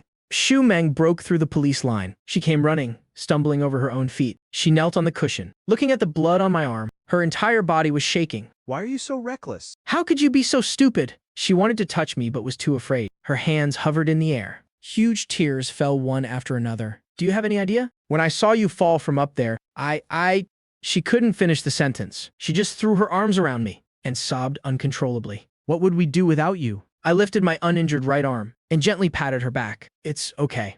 It's just a scratch. She kept crying. Her crying only grew more intense. Medical staff rushed over to put me on a stretcher before they carried me away. I glanced back. Xu Zhengqi was being helped up. He looked as limp as a rag doll. His eyes were vacant as he looked toward us. He wasn't looking at me. He was looking at his daughter, kneeling on the cushion, clinging to me and crying her heart out. In the surgical emergency room, the doctor used forceps to examine my wound. Luckily, there was no tendon damage. It needed about 7 or 8 stitches. 2 weeks of rest and it'll be fine. Xu Meng stood by my side. Her eyes were red and puffy when she saw the needle piercing my skin. Her hand gave a slight tremor. Does it hurt? Not at all. Once the stitching and bandaging were done, I moved my arm a bit. It felt okay. Xu Meng still stood there, refusing to leave, until Xu Hai walked in and said, Meng, Mom wants you to go over there for a moment. Xu Meng looked at me. Go ahead. I'll wait for you here. She stepped out. Xu Hai sat down across from me. About that. Chen Zhuang, thank you for today. I waved it off. He fell silent for a few seconds. Then he asked, where are you two staying now? The Garden Villa. He froze, then curled his lip. The Garden Villa. Stop bullshitting. I'd believe you if you said you were living in a park. He got halfway through the sentence. Before his eyes landed on the bandages on my arm, he swallowed the rest of his words. I looked at him. A wife follows her husband, for better or for worse. If your sister is willing to stay in a park with me, what business is it of yours? He was choked up, unable to find a comeback. He stood up to leave but turned back at the door. Mom told me to tell you, now that the house is gone and the money is all spent, even if you wanted to come back, you can't. You're on your own now. I nodded. We've already moved out, so we won't be coming back. Tell Mom and Dad that the Ponzi scheme has collapsed. The cash is likely gone for good, but the house doesn't have legs. It can't run away. Once the case is closed, they'll probably get it back. I went home and rested for half a day. The next day, I went to work, as usual. That afternoon, the company held a meeting to push the project forward. Everything was proceeding according to plan. After the meeting, Lu Xingrong pulled me into his office. Zuisheng, the project is finally on track. It's time to consider the next step. We only have about 200 million yuan in liquid cash on the books, according to your plan for Phase 1. We need between 800 million and 1 billion yuan. Should we take out a bank loan? If we do, it's best to ask Mayor Wen to put in a word with the bank. No need. I shook my head. I took a piece of paper from my pocket and pushed it toward him. Help me open domestic and international derivatives trading accounts. His eyes widened. You're playing with derivatives. Do you have any idea how high the risk is? What if we lose it all? I spoke with absolute certainty. Don't worry. We won't lose. If you want to make money, don't look to the mayor. Look to the market.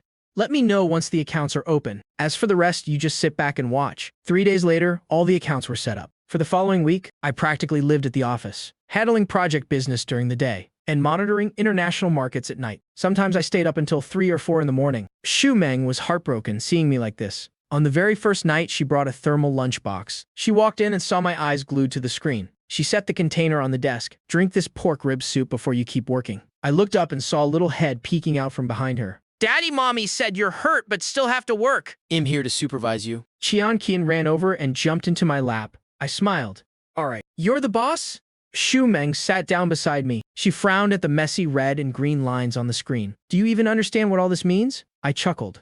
Your husband is a man of many talents. That night, they stayed until 10:30. From then on, they came every single day. The food in the lunchbox was different every time. Lu Xingrong stopped going home to sleep too. He had a room cleared out right next door. At night, Head watched the electronic boards with me. He didn't understand it, so he just sat there. Occasionally, Head asked any movement yet. I'd tell him, not yet. And so he continued to wait. On the third night, he called the administrative manager. He arranged for 2 shifts of staff, triple pay for the night shift to support General Manager Chen. 20 minutes later, coffee, tea, and snacks were brought in. Lu Xingrong leaned back on the sofa and muttered, even as chairman, I've never had this kind of treatment. My eyes were fixed on the screen. I didn't bother acknowledging him. The CFO, Mr. Li, came to see me specifically about this. He spoke with total sincerity. General Manager Chen, 20-30 million yuan is not a small sum. With high leverage and high volatility, one tiny mistake, and our capital could vanish overnight. The company is pushing hard on the Southwest District project. If this money is lost, the project's progress will be crippled. Our bank credit lines will also be in jeopardy. Everything he said was perfectly logical. I smiled. I understand everything you're saying, Mr. Li. But you don't understand my playstyle. Just wait and see. Lu Xingrong was silent for a few seconds. He waved his hand. Just do as General Manager Chen says. Mr. Li took a deep breath. He nodded and turned to walk out. On the 6th night, the trend lines on the screen began to move. I stared at the numbers. My fingers tapped lightly on the keyboard. Lu Xingrong leaned in. Is it starting? Almost. He nodded. After waiting all these days, it's finally here. The board started fluctuating wildly. I kept my eyes locked on the screen and began typing. Lu Xingrong leaned closer. How's it looking? I said no rush. I opened the trading interface and began placing short sell orders. 10 million, 20 million, 50 million. I entered the positions in batches. He watched the dancing numbers. His Adam's apple bobbed as he swallowed. The first day, it didn't drop. The second day, it bounced back up. The short positions were showing a temporary loss. He couldn't sit still anymore. He paced back and forth in the room. The atmosphere was incredibly tense. On the night of the third day, I stared intently at the electronic board. Lu Xingrong closed his eyes as he leaned back on the sofa. The door opened, and a young woman walked in carrying a tray. Coffee and snacks were neatly arranged on it. Lu Xingrong jolted awake. He glanced at her. He asked if she was new. He said she was a newcomer from the administrative department. Her name was Xu Yingying. Lu Xingrong paused for a moment. Xu Yingying. Win-win. That's a good name. I couldn't help but chuckle. When people are under pressure, anything can become a psychological crutch. I looked at Xu Yingying and said, from now on, you are my secretary. She was stunned, but she reacted instantly. Yes, Boss Chen. I won't let you down. I'll definitely do my best. Another day passed. The electronic board finally began to fluctuate. The K-line took a sharp turn downward. A massive bearish engulfing candle appeared. The gains from the previous 3 days began to evaporate. Lu Xingrong stared at the screen. He didn't even blink. By the time the market closed that evening, the account was back at the break-even point. He let out a long, heavy sigh of relief. He slumped onto the sofa and said, "Kid, my heart can't take much more of this. My heart is about to give out." I replied, "It hasn't even started yet." He bolted upright. He said, "All this and it hasn't even started." I nodded. The next morning was the company's regular meeting. Each department reported their progress. Finally, the topic of material procurement came up. The head of the construction department stood up. He said the second phase of the project was about to break ground. We need to pre-order the steel and cement. Prices are stable for now. Prices are stable at the moment, sir. But in 2 weeks, they could spike by 50%.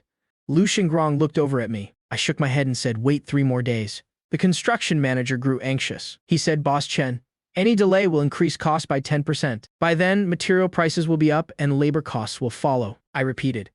I said, wait 3 days. He opened his mouth to argue, but then looked at Lu Xingrong. Lu Xingrong waved him off and said, do as Boss Chen says.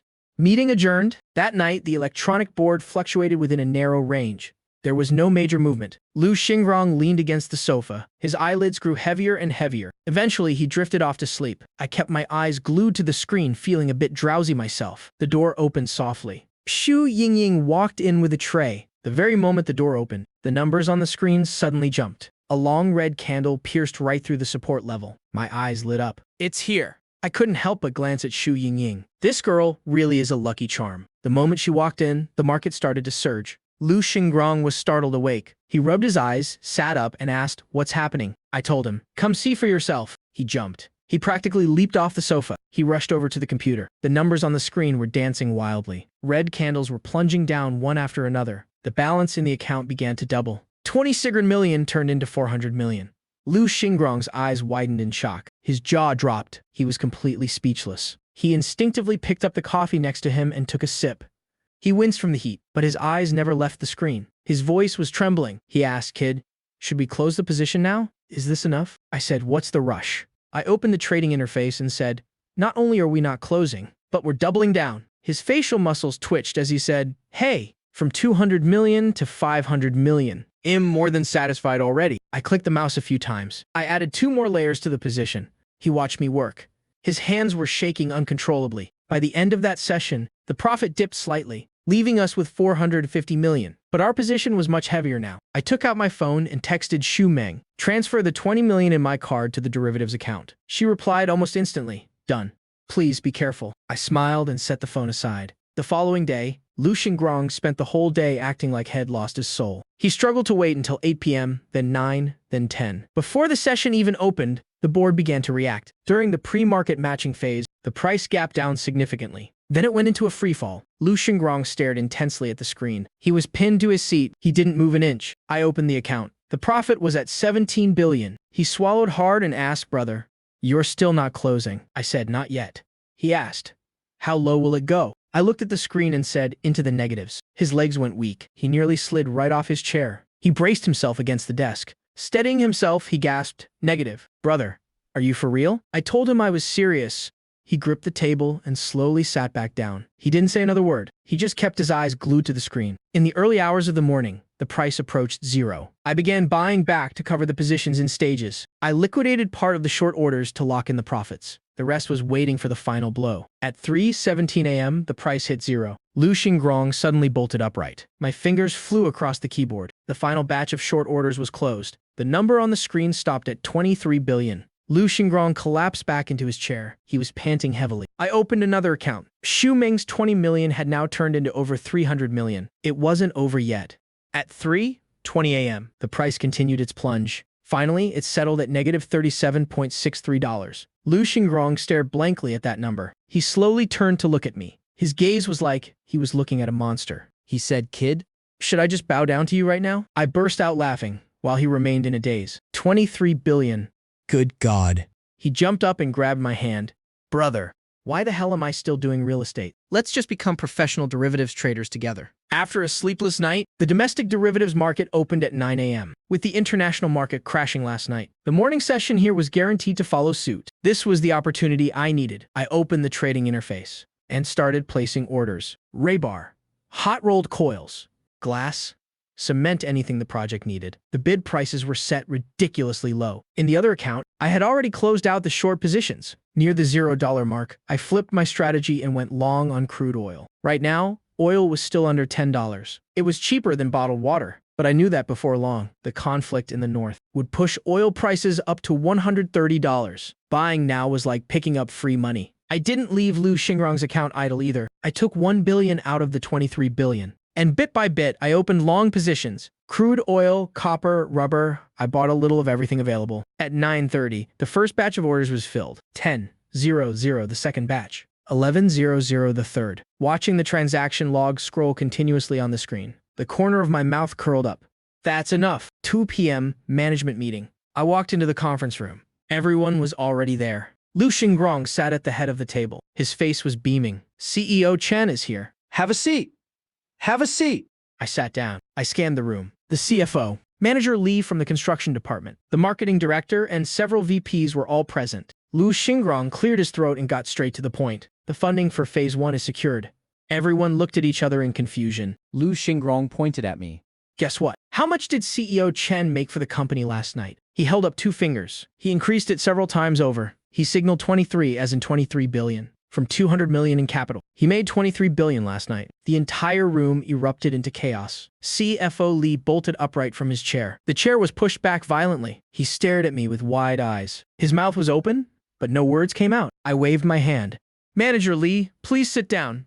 I addressed everyone. The market was just in a strong trend. It was just perfect timing. Lu Xingrong laughed loudly. He had completely lost his usual composure.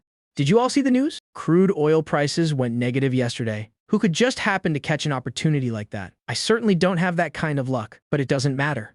CEO Chen does. He has the skill to seize this fortune. He leaned his hands on the table and stood up.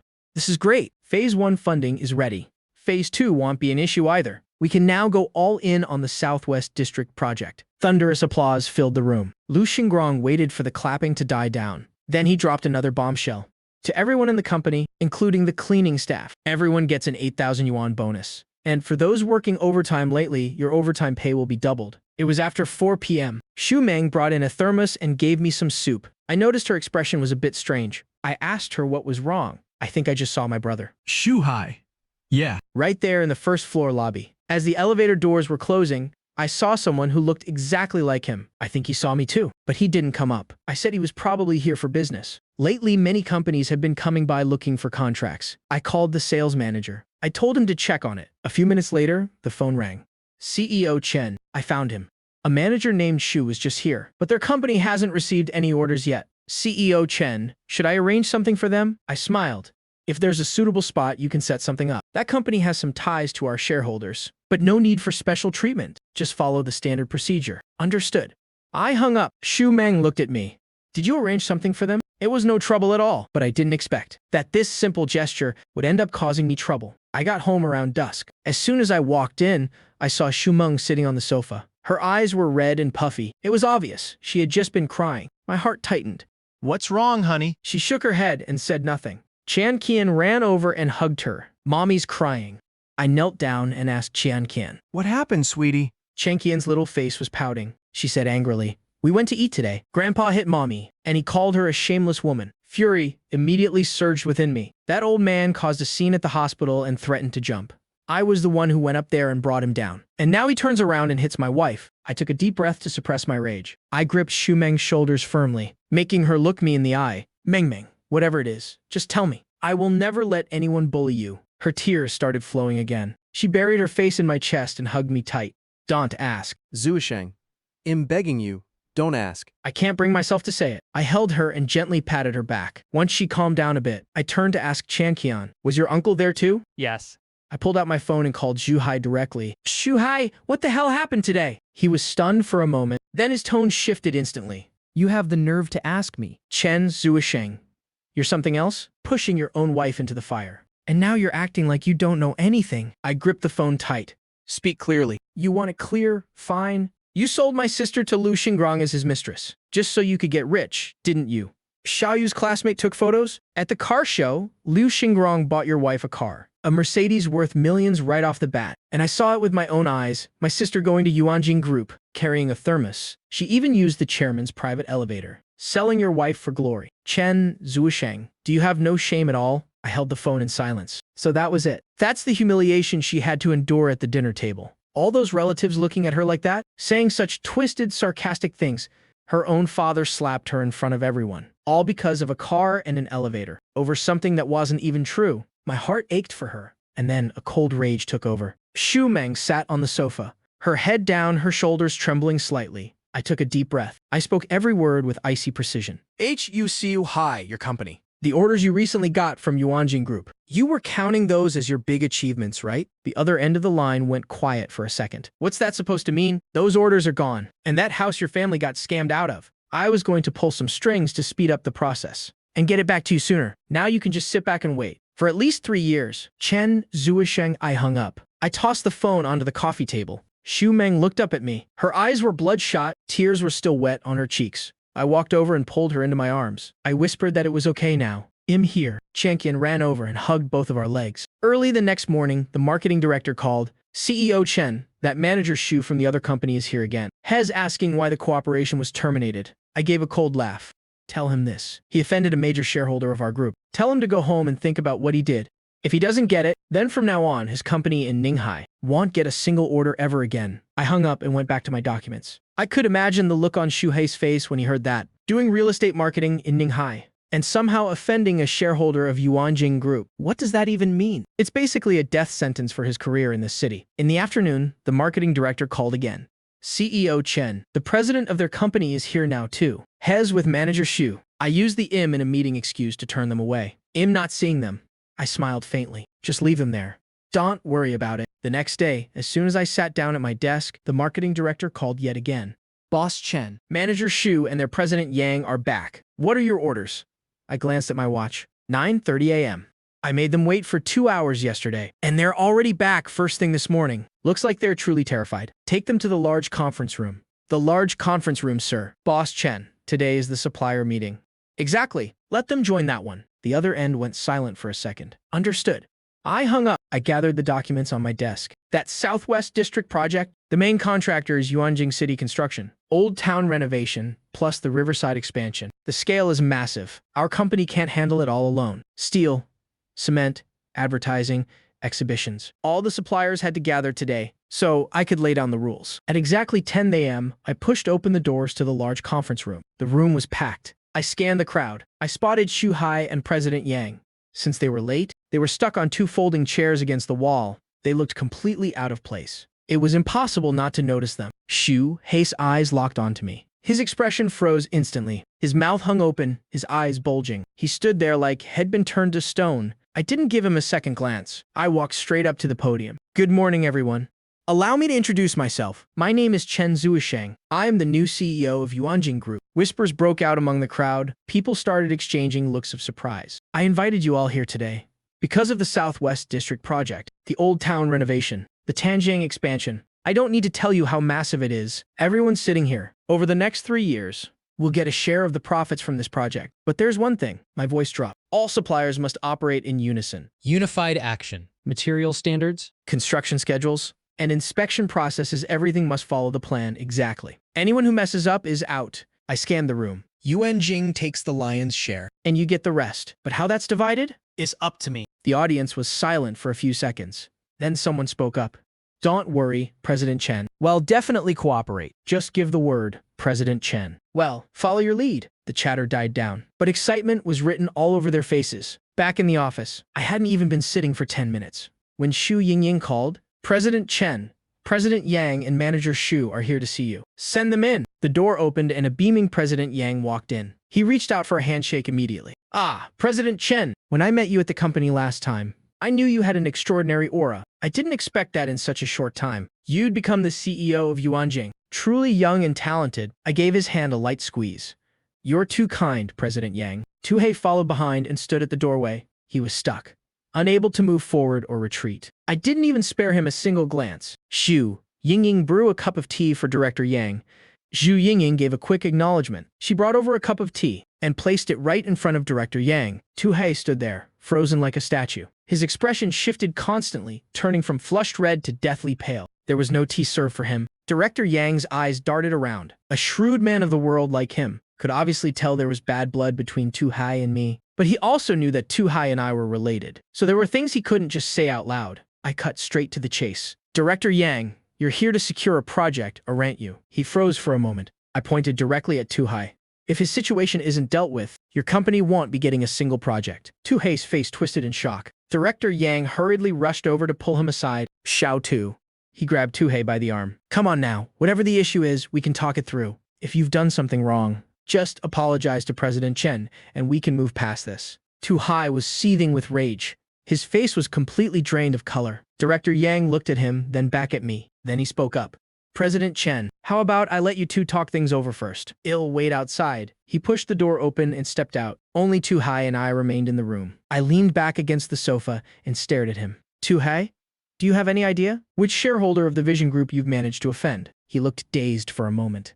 I told him it wasn't me. To me, you're a nobody. The person you offended is my wife, your sister, Xu Meng. She is currently one of the shareholders of Yuanjing Group. Xu Hei's eyes widened. How is that possible? I gave a cold snort. I told you I lived in a garden villa, and you didn't believe me. I told you your sister was a shareholder, and you didn't believe that either. So, what did you see in that meeting room just now? And what are you seeing right now? Standing here. His Adam's apple bobbed as he swallowed hard. I picked up my phone. Should I call Chairman Liu? Let him tell you himself, who attended the last Yuanjing Group shareholders meeting. Xu Hai was completely catatonic, standing before me. He looked like a piece of wood struck by lightning. That evening, after Qian Qian fell asleep, Xu Meng finished her shower and crawled into bed, hugging me tightly. I wrapped my arms around her. We were silent for a moment. She whispered, Zhu Sheng, thank you.